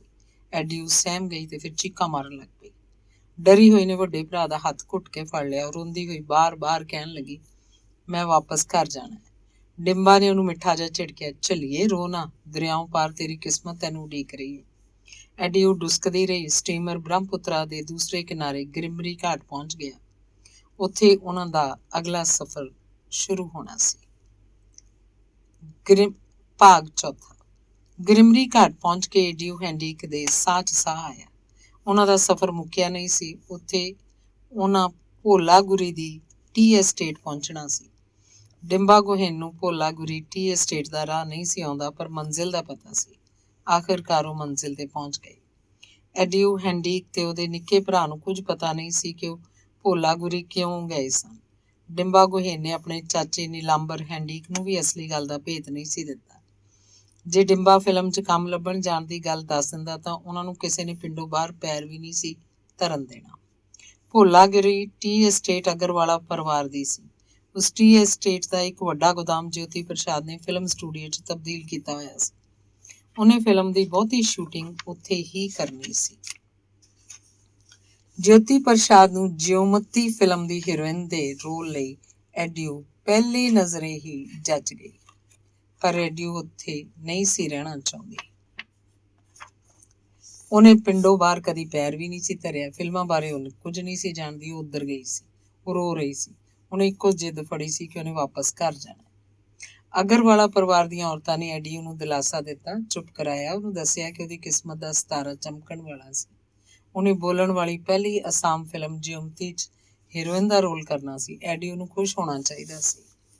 ਉਹਨਾਂ ਔਰਤਾਂ ਨੇ ਐਡੀਊ ਨੂੰ ਇਹ ਵੀ ਦੱਸਿਆ, ਘਬਰਾਉਣ ਵਾਲੀ ਕੋਈ ਗੱਲ ਨਹੀਂ ਸੀ, ਬਸ ਕੁਝ ਦਿਨਾਂ ਦੀ ਸ਼ੂਟਿੰਗ ਸੀ। ਸ਼ੂਟਿੰਗ ਮੁੱਕਣ ਵਿੱਚੋਂ ਐਡੀਊ ਨੂੰ ਉਹਦੇ ਪਿੰਡ ਛੱਡ ਆਉਣਗੇ। ਜਿਓਮਤੀ ਫਿਲਮ ਦੀ ਕਹਾਣੀ ਅਸਾਮ ਦੇ ਇਤਿਹਾਸ ਦੀ ਆਮੂ ਕਾਲ ਦੀ ਇੱਕ ਬਹਾਦਰ ਔਰਤ ਦੀ ਕਹਾਣੀ ਸੀ। ਉਹਦਾ ਨਾਂ ਸੁਨਹਿਰੀ ਅੱਖਰਾਂ 'ਚ ਲੋਕ ਮਨਾਂ ਤੇ ਲਿਖਿਆ ਸੀ। ਜਿਓਮਤੀ ਜ਼ਾਲਮ ਬਾਦਸ਼ਾਹ ਲੋਰਾ ਰਾਜਾ ਦੇ ਜ਼ੁਲਮਾਂ ਦੇ ਖਿਲਾਫ ਲੜੀ ਸੀ। ਉਹਦੀ ਕੁਰਬਾਨੀ ਨੇ ਆਮੋ ਰਾਜ ਨੂੰ ਇੱਕ ਜ਼ਾਲਮ ਹੱਥੋਂ ਬਚਾ ਲਿਆ ਸੀ। ਐਡੀਊ ਹੈਂਡਿਕ ਨੇ ਜਿਓਮਤੀ ਦੀ ਕਹਾਣੀ ਸੁਣੀ। ਅੱਖਾਂ ਚਮਕੀਆਂ। ਉਹਦੇ ਨਾਲ ਪਰੀ ਕਹਾਣੀਆਂ ਵਰਗਾ ਕੁਝ ਵਾਪਰ ਰਿਹਾ ਸੀ। ਜਿਉਂਤੀ ਦੀ ਆਤਮਾ ਜਿਵੇਂ ਉਹਦੇ ਅੰਦਰ ਪ੍ਰਵੇਸ਼ ਕਰ ਰਹੀ ਹੋਵੇ। ਉਹ ਅੰਦਰੋਂ ਬਾਹਰੋਂ ਜਿਉਂਤੀ ਹੋ ਰਹੀ ਸੀ। ਇਹ ਤਲਿਸਮ ਸੀ, ਜਾਦੂਗਰੀ ਸੀ ਕੋਈ। ਜੋਤੀ ਪ੍ਰਸਾਦ ਅਗਰਵਾਲਾ ਨੇ ਐਡੀਊ ਦੇ ਪਿਤਾ ਨੀਲਾਂਬਰ ਹੈਂਡੀਕ ਨੂੰ ਤਾਰ ਦੇ ਕੇ ਉੱਥੇ ਬੁਲਾ ਲਿਆ। ਨੀਲਾਂਬਰ ਦੀ ਸਹਿਮਤੀ ਪਿੱਛੋਂ ਜੋਤੀ ਪ੍ਰਸਾਦ ਨੇ ਐਡੀਊ ਨੂੰ ਐਕਟਿੰਗ ਦੀ ਸਿਖਲਾਈ ਦਿੱਤੀ। ਉਹਨੂੰ ਡਾਇਲੌਗ ਬੋਲਣ ਦੀ ਜਾਚ ਦੱਸੀ। ਉਹਨੂੰ ਇਹ ਵੀ ਸਿਖਾਇਆ ਕਿ ਵਾਰਤਾਲਾਪ ਦੇ ਅਰਥਾਂ ਅਨੁਸਾਰ ਕਿਸ ਤਰ੍ਹਾਂ ਹਾਵ ਭਾਵ ਬਦਲਣੇ ਆ। ਜੋਤੀ ਪ੍ਰਸਾਦ ਨੇ ਐਡੀਊ ਨੂੰ ਫਿਲਮ ਦੀਆਂ ਕਈ ਹੋਰ ਬਰੀਕੀਆਂ ਵੀ ਸਮਝਾਈਆਂ। ਐਡੀਊ ਹੈਂਡੀਕ ਨੇ ਪੂਰੇ ਦਿਲ ਨਾਲ ਸਭ ਕੁਝ ਸਿੱਖਿਆ। ਜੋਤੀ ਪ੍ਰਸਾਦ ਨੇ ਡਿੰਬਾ ਗੋਹੇਨ ਨੂੰ ਵੀ ਫਿਲਮ 'ਚ ਕੰਮ ਦੇ ਦਿੱਤਾ। ਆਖਰਕਾਰ ਫਿਲਮ ਦੀ ਸ਼ੂਟਿੰਗ ਸ਼ੁਰੂ ਹੋ ਗਈ। ਉਸ ਫਿਲਮ 'ਚ ਕਈ ਲੰਮੇ ਦ੍ਰਿਸ਼ ਵੀ ਸਨ। ਇੱਕ ਲੰਮੇ ਦ੍ਰਿਸ਼ 'ਚ ਲੋਰਾ ਰਾਜਾ ਦੇ ਇੱਕ ਅਧਿਕਾਰੀ ਨੇ ਜਿਉਂਤੀ ਨੂੰ ਕੰਡਿਆਂ ਵਾਲੇ ਸੋਟੇ ਨਾਲ ਕੁੱਟਣਾ ਸੀ ਤਾਂ ਕਿ ਉਹਦੇ ਮੂੰਹ ਪਤੀ ਗੋਡਾ ਪਾਣੀ ਬਾਰੇ ਭੇਤ ਉਗਲਵਾਏ ਜਾ ਸਕਣ। ਜਿਹੜਾ ਐਕਟਰ ਅਧਿਕਾਰੀ ਦਾ ਰੋਲ ਨਿਭਾ ਰਿਹਾ ਸੀ, ਉਹਨੇ ਜਿਉਂਤੀ ਯਾਨੀ ਐਡੀਊ ਹੈਂਡੀਕ ਨੂੰ ਸੋਟੇ ਨਾਲ ਸੱਚੀ ਮੁੱਚੀ ਕੁੱਟ ਦਿੱਤਾ। ਉਸ ਕੁੱਟ ਨਾਲ ਐਡੀਊ ਦਾ ਸਰੀਰ ਪੱਛਿਆ ਗਿਆ ਤੇ ਸੁੱਜ ਗਿਆ। ਉਹਦੇ ਇਲਾਜ ਲਈ ਸ਼ੂਟਿੰਗ ਰੋਕਣੀ ਪੈ ਗਈ। ਉਸ ਸਮੇਂ ਫਿਲਮ ਨਿਰਮਾਣ ਦੀ ਤਕਨੀਕ ਅੱਜ ਵਾਂਗ ਵਿਕਸਤ ਨਹੀਂ ਸੀ ਹੋਈ। ਕਈ ਭਾਂਤ ਦੀਆਂ ਮੁਸ਼ਕਲਾਂ 'ਚੋਂ ਲੰਘ ਕੇ ਆਖਰਕਾਰ ਫਿਲਮ ਦੀ ਸ਼ੂਟਿੰਗ ਮੁੱਕੀ। ਐਡੀਊ ਹੈਂਡੀਕ ਪਿੰਡ ਪਰਤੀ। ਪਿੰਡ ਵਾਲਿਆਂ ਨੂੰ ਐਡੀਊ ਦੇ ਫਿਲਮ 'ਚ ਕੰਮ ਕਰਨ ਬਾਰੇ ਪਤਾ ਲੱਗ ਚੁੱਕਾ ਸੀ। ਪਿੰਡ ਦੀ ਕੁੜੀ ਦਾ ਫਿਲਮ 'ਚ ਕੰਮ ਕਰਨਾ ਪਾਪ ਸੀ, ਚਰਿੱਤਰਹੀਨਤਾ ਸੀ। ਐਡੀਊ ਦੇ ਸ਼ਰਮਨਾਕ ਕਾਰੇ ਨੇ ਪਿੰਡ ਨੂੰ ਨਮੋਸ਼ੀ ਦਵਾਈ ਸੀ। ਉਹਨਾਂ ਐਡੀਊ ਦੇ ਪਿੰਡ ਵੜਨ ਉੱਤੇ ਰੋਕ ਲਾ ਦਿੱਤੀ। ਮਾਸੂਮ ਐਡੀਊ ਨੂੰ ਆਪਣੇ ਕੀਤੇ ਹੋਏ ਗੁਨਾਹ ਦੀ ਸਮਝ ਨਹੀਂ ਸੀ ਪਈ। ਉਹਨੂੰ ਜਾਪਿਆ ਸੀ ਪਿੰਡ ਵਾਲੇ ਉਹਨੂੰ ਪਲਕਾਂ ਤੇ ਚੁੱਕ ਲੈਣਗੇ, ਉਹਨੂੰ ਪੰਡਾਂ ਭਰ ਪਿਆਰ ਮਿਲੂ। ਉਹ ਨਫ਼ਰਤ ਦੀ ਭਾਗੀ ਕਿਵੇਂ ਹੋ ਗਈ। ਐਡੀਊ ਭਮੱਤਰੀ ਹੋਈ ਸੀ। ਪਿੰਡ ਦੇ ਮੋਹਤਬਰਾਂ ਨੇ ਧਮਕੀ ਦਿੱਤੀ, ਜੇ ਹੁਕਮ ਮੰਨਣ 'ਚ ਕੁਤਾਹੀ ਹੋਈ ਤਾਂ ਐਡੀਊ ਦੇ ਸਾਰੇ ਪਰਿਵਾਰ ਨੂੰ ਛੇਕ ਦਿੱਤਾ ਜਾਏਗਾ ਤੇ ਉਹ ਉਹਨਾਂ ਨੂੰ ਪਿੰਡੋਂ ਵੀ ਕੱਢ ਦੇਣਗੇ। ਐਡੀਊ ਦੇ ਪਿਓ ਨੀਲਾਂਬਰ ਹੈਂਡੀਕ ਨੇ ਪਿੰਡ ਦੇ ਸਤਿਕਾਰਤ ਲੋਕਾਂ ਨੂੰ ਸਮਝਾਉਣ ਦੀ ਕੋਸ਼ਿਸ਼ ਕੀਤੀ ਕਿ ਉਹਦੀ ਧੀ ਨੇ ਕੋਈ ਇਹੋ ਜਿਹਾ ਕੰਮ ਨਹੀਂ ਸੀ ਕੀਤਾ ਜਿਸ ਨਾਲ ਉਹਦੇ ਪਰਿਵਾਰ ਤੇ ਪਿੰਡ ਦਾ ਨਾਮ ਬਦਨਾਮ ਹੋਏ। ਕੁਝ ਸਿਆਣਿਆਂ ਦੀ ਦਖਲ ਅੰਦਾਜ਼ੀ ਨਾਲ ਇੰਨੀ ਕੁ ਸਹਿਮਤੀ ਹੋਈ ਕਿ ਹੈਂਡੀਕ ਪਰਿਵਾਰ ਦਾ ਪੱਖ ਸੁਣ ਲਿਆ ਜਾਏ। ਸਾਰੇ ਕਮਿਊਨਿਟੀ ਪ੍ਰਾਰਥਨਾ ਹਾਲ 'ਚ ਇਕੱਠੇ ਹੋਏ। ਹੈਂਡੀਕ ਪਰਿਵਾਰ ਦੇ ਜੀਆਂ ਨੇ ਤਰਲਿਆਂ ਵਰਗੇ ਬਿਆਨ 'ਚ ਉਹਨਾਂ ਨੂੰ ਕਸੂਰਵਾਰ ਮਿਥਿਆ ਗਿਆ, ਪਰ ਪਿੰਡ ਦੇ ਸਿਆਣਿਆਂ ਦੇ ਜ਼ੋਰ ਦੇਣ ਉੱਤੇ ਸਜ਼ਾ ਦੇਣ ਵੇਲੇ ਨਰਮੀ ਵਰਤੀ ਗਈ। ਮੋਹਤਬਰਾਂ ਨੇ ਹੈਂਡੀਕ ਪਰਿਵਾਰ ਉੱਤੇ 1 ਰੁਪਈਆ ਤੇ 4 ਆਨੇ ਜੁਰਮਾਨਾ ਕੀਤਾ। ਇਸ ਤੋਂ ਇਲਾਵਾ ਪਾਨ ਦੇ ਪੱਤੇ, ਕੁਝ ਖਾਣ ਦਾ ਸਮਾਨ ਦੇਣ ਦਾ ਜੁਰਮਾਨਾ ਵੀ ਹੋਇਆ। ਸਜ਼ਾ ਭੁਗਤਣ ਤੋਂ ਪਿੱਛੋਂ ਉਹਨਾਂ ਨੂੰ ਪਿੰਡ 'ਚ ਰਹਿਣ ਦੀ ਮਨਜ਼ੂਰੀ ਮਿਲ ਗਈ। ਲੱਗਦਾ ਸੀ ਸਭ ਠੀਕ ਹੋ ਗਿਆ, ਪਰ ਸਭ ਠੀਕ ਨਹੀਂ ਸੀ ਹੋਇਆ। ਪਿੰਡ ਵਾਲਿਆਂ ਦਾ ਗੁੱਸਾ ਤੇ ਨਫ਼ਰਤ ਮੁੱਕੀ ਨਹੀਂ ਸੀ। ਬੜਾ ਭਾਰਾ ਸੀ 1933 ਦਾ ਵਰ੍ਹਾ। ਐਡੀਊ ਦੇ ਨਿੱਕੇ ਭਰਾ ਦੀ ਮਾਤਾ ਦੀ ਬਿਮਾਰੀ ਨਾਲ ਮੌਤ ਹੋ ਗਈ। ਥੋੜੇ ਜਣੇ ਉਹਨਾਂ ਦਾ ਦੁੱਖ ਵੰਡਣ ਆਏ। ਪਿੰਡ ਦੀ ਨਫ਼ਰਤ ਨਿੱਤ ਦੇ ਸਬੰਧਾਂ 'ਚ ਲਗਾਤਾਰ ਦਿਸਦੀ ਰਹੀ ਤੇ ਫਿਰ ਨੀਲਾਂਬਰ ਹੈਂਡੀਕ ਨੇ ਸੋਚਿਆ ਐਡੀਊ ਦਾ ਵਿਆਹ ਕਰ ਦੇਣਾ ਚਾਹੀਦਾ ਹੈ। ਉਹ ਧੀ ਲਈ ਯੋਗ ਵਰ ਦੀ ਤਲਾਸ਼ 'ਚ ਜੁਟ ਗਿਆ। ਤਰਾਸਦੀ ਇਹ ਹੋਈ ਕਿ ਕਿਸੇ ਇੱਕ ਨੌਜਵਾਨ ਨੇ ਵੀ ਅਗਾਂਹ ਹੋ ਕੇ ਐਡੀਊ ਦਾ ਰਿਸ਼ਤਾ ਕਬੂਲ ਨਹੀਂ ਕੀਤਾ। ਕਿਸੇ ਗੱਭਰੂ ਦਾ ਹੌਸਲਾ ਹੀ ਨਹੀਂ ਪਿਆ ਕਿ ਪਿੰਡ ਵਾਲਿਆਂ ਦੇ ਗੁੱਸੇ ਤੇ ਨਫ਼ਰਤ ਦਾ ਮੁਕਾਬਲਾ ਕਰੇ ਤੇ ਅੱਗੇ ਹੋ ਕੇ ਐਡੀਊ ਦਾ ਰਿਸ਼ਤਾ ਕਬੂਲ ਕਰੇ। ਤੇ ਉਹ ਸੋਹਣੀ ਕੁੜੀ, ਜਿਹਨੂੰ ਮਨ ਹੀ ਮਨ ਪਤਾ ਨਹੀਂ ਕਿੰਨੇ ਕੁ ਨੌਜਵਾਨ ਪਿਆਰ ਕਰਦੇ ਸਨ, ਉਮਰ ਭਰ ਕੁਆਰੀ ਰਹੀ। ਭਾਗ 5ਵਾਂ। ਜਿਉਂਤੀ ਫਿਲਮ ਦੀ ਉਹ ਹੀਰੋਇਨ ਐਡੀਊ ਹੈਂਡੀਕ ਤਾਂ ਉਮਰ ਆਪਣੀ ਹੀ ਫਿਲਮ ਵੇਖਣ ਲਈ ਤਰਸਦੀ ਰਹੀ। ਸਾਰੀ ਉਮਰ ਆਪਣੀ ਹੀ ਫਿਲਮ ਦੇਖਣ ਲਈ ਤਰਸਦੀ ਰਹੀ। ਉੱਥੇ ਦੂਰ ਮੀਲਾਂ ਤੱਕ ਵੀ ਕੋਈ ਸਿਨੇਮਾ ਹਾਲ ਨਹੀਂ ਸੀ। ਜੇ ਹੁੰਦਾ ਵੀ ਤਾਂ ਉਹਨੂੰ ਫਿਲਮ ਕਿਹਨੇ ਵੇਖਣ ਦੇਣੀ ਸੀ। ਮਾਨਤਾਵਾਂ ਅਨੁਸਾਰ ਇੱਕ ਔਰਤ ਲਈ ਫਿਲਮ ਵੇਖਣਾ ਨਮੋਸ਼ੀ ਭਰਿਆ ਕੰਮ ਸੀ, ਚਰਿੱਤਰ ਤੋਂ ਗਿਰੇ ਹੋਣ ਦੀ ਨਿਸ਼ਾਨੀ ਸੀ। ਉਹ ਬਸ ਲੋਕਾਂ ਕੋਲੋਂ ਉਸ ਫਿਲਮ ਬਾਰੇ ਸੁਣਦੀ ਸੀ ਤੇ ਉਦਾਸ ਹੋ ਜਾਂਦੀ ਸੀ।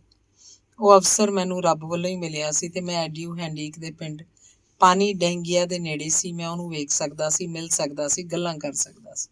ਇਹ 1982 ਦਾ ਵਰ੍ਹਾ ਸੀ। ਅਚਾਨਕ ਬਣ ਗਿਆ। ਇੱਕ ਸਕੀਮ ਵੇਲੇ ਮੈਂ ਐਡੀਊ ਹੈਂਡੀਕ ਦੇ ਪਿੰਡ ਨੇੜਿਓਂ ਲੰਘ ਰਿਹਾ ਸੀ। ਮੈਂ ਆਪਣੇ ਸੀਨੀਅਰ ਕੋਲੋਂ ਐਡੀਊ ਦੇ ਪਿੰਡ ਜਾਣ ਦੀ ਆਗਿਆ ਲੈ ਲਈ। ਉਹਨੂੰ ਮਿਲਣ ਲਈ ਮੈਂ ਫੌਜੀ ਜੀਪ ਪਾਣੀ ਡੈਂਗੀਆ ਵੱਲ ਮੋੜ ਲਈ। 1933 ਤੋਂ 1982 ਤੱਕ ਪਾਣੀ ਡੈਂਗੀਆ ਵਿੱਚ ਤਬਦੀਲੀਆਂ ਦੀਆਂ ਮੋੜ ਹਵਾਵਾਂ ਲੰਘੀਆਂ ਸਨ। ਨਵੀਂ ਪੀੜ੍ਹੀ ਦੀ ਸੋਚ ਬਦਲੀ ਸੀ। ਉਹ ਐਡੀਊ ਪ੍ਰਤੀ ਕੌੜੇ ਨਹੀਂ ਸਨ ਰਹੇ। ਉਹ ਕੁਝ ਜਾਗ ਪਏ ਸਨ। ਮੈਂ ਫੌਜੀ ਜੀਪ ਜਵਾਨ ਮੁੰਡਿਆਂ ਦੇ ਇੱਕ ਟੋਲੇ ਕੋਲ ਰੋਕ ਲਈ। ਮੈਂ ਐਡੀਊ ਦਾ ਘਰ ਪੁੱਛਿਆ। 2 ਜਣੇ ਮੈਨੂੰ ਉਹਦਾ ਘਰ ਦੱਸਣ ਤੁਰ ਪਏ। ਰਾਹ 'ਚ ਉਹਨਾਂ ਦੱਸਿਆ ਕਿ ਕੁਝ ਨੌਜਵਾਨ ਮਿਲ ਕੇ ਐਡੀਊ ਹੈਂਡੀਕ ਦੇ ਨਾਂ ਦਾ ਕੁੜੀਆਂ ਲਈ ਮਿਡਲ ਸਕੂਲ ਬਣਾਉਣ ਲਈ ਯਤਨਸ਼ੀਲ ਹਨ। ਉਹ ਨੌਜਵਾਨ ਉੱਥੇ ਖੜੇ ਸਕੂਲ ਬਾਰੇ ਵੀ ਸਲਾਹ ਕਰ ਰਹੇ ਸਨ। ਹਰਿਆਵਲ 'ਚ ਘਿਰੇ ਹੋਏ ਢਾਲਵੀਂ ਛੱਤ ਵਾਲੇ ਘਰ 'ਚ 80 ਕੁ ਸਾਲਾਂ ਦੀ ਬੁੱਢੀ ਔਰਤ ਨੇ ਤਾਂ ਤੇ ਇਕੱਲੀ ਬੈਠੀ ਸੀ। ਉਹ ਖਲਾਅ ਵੱਲ ਝਾਕ ਰਹੀ ਸੀ। ਉਹਦੀਆਂ ਅੱਖਾਂ ਬੁਝੀਆਂ ਹੋਈਆਂ ਸਨ, ਸੁਪਨੇ ਮਰੇ ਹੋਏ ਸਨ। ਐਡਿਊ ਨੂੰ ਉੱਚਾ ਸੁਣਨ ਲੱਗ ਪਿਆ ਸੀ। ਉਹਦੀ ਸਿਹਤ ਚੰਗੀ ਨਹੀਂ ਸੀ। ਉਹਨੂੰ ਪੁਰਾਣੀਆਂ ਗੱਲਾਂ ਦਾ ਚੇਤਾ ਵੀ ਭੁੱਲਣ ਲੱਗ ਪਿਆ ਸੀ। ਐਡਿਊ ਦਾ ਤਾਂਬੇ ਰੰਗਾ ਚਿਹਰਾ ਇੱਕ ਸੋਹਣੀ ਔਰਤ ਦਾ ਚਿਹਰਾ ਸੀ, ਪਰ ਉਸ ਸੁਹੱਪਣ ਦੇ ਰੰਗ ਫਿੱਕੇ ਪੈ ਚੁੱਕੇ ਸਨ। ਮੈਂ ਪਹੁੰਚਿਆ ਤਾਂ ਐਡਿਊ ਇੱਕ ਕੱਲ੍ਹ ਦੀ ਭਿਆਨਕਤਾ ਵਿੱਚੋਂ ਬਾਹਰ ਆ ਗਈ। ਉਹਨਾਂ ਨੌਜਵਾਨਾਂ ਨੇ ਮੇਰੇ ਬਾਰੇ ਦੱਸਿਆ ਤੇ ਚਲੇ ਗਏ। ਮੈਂ ਐਡਿਊ ਹੈਂਡਿਕ ਨਾਲ ਬਹੁਤੀਆਂ ਗੱਲਾਂ ਨਹੀਂ ਸਨ ਕੀਤੀਆਂ। ਉਹਨੂੰ ਵੇਖ ਕੇ ਮੈਂ ਮਨ ਭਰ ਲਿਆ ਸੀ। ਮੈਨੂੰ ਜਿਵੇਂ ਯਕੀਨ ਨਹੀਂ ਸੀ ਆ ਰਿਹਾ ਮੇਰੇ ਸਾਹਮਣੇ ਉਹ ਔਰਤ ਬੈਠੀ ਸੀ ਜਿਹੜੀ ਅਸਾਮੀ ਭਾਸ਼ਾ ਦੀ ਪਹਿਲੀ ਬੋਲਣ ਵਾਲੀ ਫਿਲਮ ਦੀ ਹੀਰੋਇਨ ਸੀ, ਜਿਹਨੇ ਅਸਾਮੀ ਫਿਲਮਾਂ ਦੇ ਗੌਰਵਮਈ ਇਤਿਹਾਸ ਦਾ ਮੁੱਢ ਬੰਨ੍ਹਿਆ ਸੀ, ਜਿਹਦਾ ਫੁੱਲਾਂ ਦੇ ਸਿੰਘਾਸਨ ਉੱਤੇ ਬੈਠਣ ਦਾ ਹੱਕ ਬਣਦਾ ਸੀ, ਪਰ ਉਹ ਖਸਤਾ ਹਾਲ ਘਰ 'ਚ ਖੰਡਰ ਬਣੀ ਬੈਠੀ ਸੀ। ਐਡਿਊ ਦੀ ਸਿਹਤ ਤੇ ਨਿਗਾਹ ਹਨੇਰੇ ਵੱਲ ਵੱਧ ਰਹੀ ਸੀ। ਕੁਝ ਹੋਰ ਸਮਾਂ ਬੀਤਣ ਪਿੱਛੋਂ ਸ਼ਾਇਦ ਉਹ ਆਪਣੀਆਂ ਅੱਖਾਂ ਨਾਲ ਕੁਝ ਵੀ ਵੇਖ ਨਹੀਂ ਸਕੇਗੀ। ਐਡਿਊ ਨੂੰ ਫਿਲਮਾਂ ਦਾ ਇਤਿਹਾਸ ਸਿਰਜਣ ਦੀ ਸਜ਼ਾ ਮਿਲੀ ਸੀ। ਉਸ ਪਲ ਉਹ ਆਪਣੀ ਸਜ਼ਾ ਭੁਗਤ ਰਹੀ ਸੀ। ਇੱਕੋ ਸਵਾਲ ਐਡਿਊ ਹੈਂਡਿਕ ਨੂੰ ਮੈਂ ਵੀ ਪੁੱਛਿਆ, ਜਿਹੜਾ ਸਵਾਲ ਮੇਰੇ ਤੋਂ ਪਹਿਲਾਂ ਹੋਰ ਵੀ ਪਤਾ ਨਹੀਂ ਕਿੰਨਿਆਂ ਕੁ ਲੋਕਾਂ ਨੇ ਪੁੱਛਿਆ ਹੋਵੇਗਾ, ਕਿ ਉਹਨੇ 80 ਨੂੰ ਪੁੱਗਣ ਤੱਕ ਵੀ ਆਪਣੀ ਫਿਲਮ ਨਹੀਂ ਵੇਖੀ। ਇਸ ਸਵਾਲ ਦਾ ਜਵਾਬ ਮੈਨੂੰ ਆਉਂਦਾ ਸੀ। ਜਿਉਂਤੀ ਫਿਲਮ ਐਡਿਊ ਉਮਰ ਭਰ ਨਹੀਂ ਸੀ ਵੇਖ ਸਕੀ। ਜਿਉਂਤੀ ਫਿਲਮ ਦੇ ਨਿਰਮਾਣ ਦੇ 40 ਵਰ੍ਹੇ ਪਿੱਛੋਂ ਭੂਪੇਨ ਹਜ਼ਾਰਿਕਾ ਨੇ ਫਿਲਮਕਾਰ ਜੋਤੀ ਪ੍ਰਸਾਦ ਅਗਰਵਾਲਾ ਦੀ ਜ਼ਿੰਦਗੀ ਤੇ ਉਹਦੀਆਂ ਫਿਲਮਾਂ ਬਾਰੇ ਇੱਕ ਦਸਤਾਵੇਜ਼ੀ ਫਿਲਮ ਬਣਾਈ ਸੀ। ਉਸ ਫਿਲਮ 'ਚ ਹਜ਼ਾਰਿਕਾ ਨੇ ਜੋਤੀ ਪ੍ਰਸਾਦ ਦੀ ਫਿਲਮ ਜਿਉਂਤੀ ਦੇ ਕੁਝ ਦ੍ਰਿਸ਼ ਵੀ ਸ਼ਾਮਲ ਕੀਤੇ ਸੀ। ਐਡਿਊ ਹੈਂਡਿਕ ਨੇ ਹਜ਼ਾਰਿਕਾ ਦੀ ਉਹ ਦਸਤਾਵੇਜ਼ੀ ਫਿਲਮ ਵੇਖੀ ਸੀ। ਉਸ ਫਿਲਮ 'ਚ ਜਿਉਂਤੀ ਦੀਆਂ ਜਿੰਨੀਆਂ ਕੁ ਕਾਤਰਾਂ ਸਨ, ਐਡਿਊ ਨੇ ਬਸ ਓਨੀਆਂ ਕੋਈ ਆਪਣੀ ਫਿਲਮ ਵੇਖੀ ਸੀ। ਪੋਸਟ ਸਕ੍ਰਿਪਟ ਅਸਾਮ ਦੀ ਪੋਸਟਿੰਗ ਦਾ ਵੇਲਾ ਟਪਾ ਕੇ ਮੈਂ ਪੂਨੇ ਆ ਗਿਆ। ਮੈਂ ਬਾਅਦ 'ਚ ਜਾਣਿਆ ਕਿ 1985 'ਚ ਐਡਿਊ ਹੈਂਡਿਕ ਨੂੰ ਮਾਣ ਸਤਿਕਾਰ ਦਿੱਤਾ ਗਿਆ ਸੀ। ਉਹਦੇ ਲਈ ਗੁਹਾਟੀ 'ਚ ਸ਼ਾਨੋ ਸ਼ੌਕਤ ਵਾਲਾ ਸਮਾਗਮ ਕੀਤਾ ਗਿਆ ਸੀ। ਉਹਨੂੰ ਪਾਣੀ ਡੈਂਗੀਆ ਪਿੰਡ ਤੋਂ ਫੁੱਲਾਂ ਨਾਲ ਲੱਦੀ ਕਾਰ 'ਚ ਬਿਠਾ ਕੇ ਗੁਹਾਟੀ ਲਿਆਂਦਾ ਗਿਆ ਸੀ ਤੇ ਉਹ ਜ਼ਿੰਦਗੀ 'ਚ ਪਹਿਲੀ ਵਾਰ ਕਾਰ 'ਚ ਬੈਠੀ ਸੀ। ਐਡਿਊ ਹੈਂਡਿਕ ਨੂੰ ਅਕੀਦਤ ਪੇਸ਼ ਕਰਨ ਲਈ ਬੰਬਈ ਦੀ ਫਿਲਮ ਇੰਡਸਟਰੀ ਦੇ ਤੋਂ ਐਕਟਰ ਅਮਿਤਾਭ ਬੱਚਨ ਉਚੇਚਾ ਸਮਾਗਮ 'ਚ ਪਹੁੰਚਿਆ ਸੀ। ਕਮਾਲ ਇਹ ਹੋਇਆ ਕਿ ਉਸ ਵੇਲੇ ਦੇ ਅਸਾਮ ਦੇ ਚੀਫ ਮਿਨਿਸਟਰ ਪ੍ਰਫੁੱਲ ਕੁਮਾਰ ਮੋਹੰਤਾ ਤੇ ਉਹਦੀ ਸਰਕਾਰ ਨੇ ਵੀ ਐਡਿਊ ਹੈਂਡਿਕ ਦੇ ਹਾਸਲ ਨੂੰ ਤਸਲੀਮ ਕੀਤਾ। ਉਹਨਾਂ ਅਗਾਂਹ ਹੋ ਕੇ ਐਡਿਊ ਨੂੰ ਵਿੱਤੀ ਸਹਾਇਤਾ ਵੀ ਦਿੱਤੀ। ਐਡਿਊ ਨੂੰ ਸਰਕਾਰ ਵੱਲੋਂ ਤਾਮਰ ਪੱਤਰ ਵੀ ਦਿੱਤਾ ਗਿਆ। ਉਹਦੀ ਪੈਨਸ਼ਨ ਵੀ ਲਾਈ ਗਈ। ਇਹ ਗੱਲ ਵੱਖਰੀ ਹੈ ਕਿ ਉਹ ਪੈਨਸ਼ਨ ਐਡਿਊ ਨੂੰ ਕਦੀ ਕਦਾਈ ਹੀ ਮਿਲੀ। ਇੱਕ ਹੋਰ ਚੰਗੀ ਖਬਰ ਜਿਹੜੀ ਮੈਨੂੰ ਮਿਲੀ ਉਹ ਇਹ ਕਿ ਪਿੰਡ ਪਾਣੀ ਡੈਂਗੀਆ ਦੇ ਜਾਗਰੂਕ ਨੌਜਵਾਨਾਂ ਦੇ ਉਸ ਟੋਲੇ ਨੇ ਐਡਿਊ ਹੈਂਡਿਕ ਮਿਡਲ ਸਕੂਲ ਫॉर ਗਰਲਜ਼ ਬਣਾ ਲਿਆ ਸੀ ਤੇ ਉਹ ਸਕੂਲ ਬਾਖੂਬੀ ਚੱਲ ਰਿਹਾ ਸੀ। ਉਦਾਸ ਗੱਲ ਇਹ ਸੀ ਕਿ ਉਸ ਪਿੰਡ ਦੇ ਪੂਰਾ ਹੋਸ਼ 'ਚ ਆਉਣ ਤੱਕ ਐਡਿਊ ਹੈਂਡਿਕ ਨਹੀਂ ਸੀ ਰਹੀ, ਤੇ ਜਦੋਂ ਪਿੰਡ ਵਾਲਿਆਂ ਨੂੰ ਜਾਗਣਾ ਚਾਹੀਦਾ ਸੀ ਉਦੋਂ ਤਾਂ ਉਹਨਾਂ ਨੂੰ ਚੇਤਾ ਵੀ ਨਹੀਂ ਸੀ ਆਇਆ ਕਿ ਉਹਨਾਂ ਸਾਰਿਆਂ ਨੇ ਰਲ ਕੇ ਇੱਕ ਮਾਸੂਮ ਤੇ ਬੇਕਸੂਰ ਕੁੜੀ ਨੂੰ ਜ਼ਿੰਦਗੀ ਦੀਆਂ ਸਾਰੀਆਂ ਖੁਸ਼ੀਆਂ ਤੇ ਨਿਅਮਤਾਂ ਤੋਂ ਮਹਿਰੂਮ ਕਰ ਦਿੱਤਾ ਸੀ। ਉਸ ਪਿੰਡ ਦੇ ਕਤਲੋ ਗਾਰਤ ਦੇ ਕਿੱਸਿਆਂ ਵਿੱਚ ਵੀ ਕੋਈ ਏਡੀ ਵੱਡੀ ਸਜ਼ਾ ਇਸ ਤੋਂ ਪਹਿਲਾਂ ਕਦੇ ਕਿਸੇ ਨੂੰ ਨਹੀਂ ਸੀ ਮਿਲੀ। ਧੰਨਵਾਦ।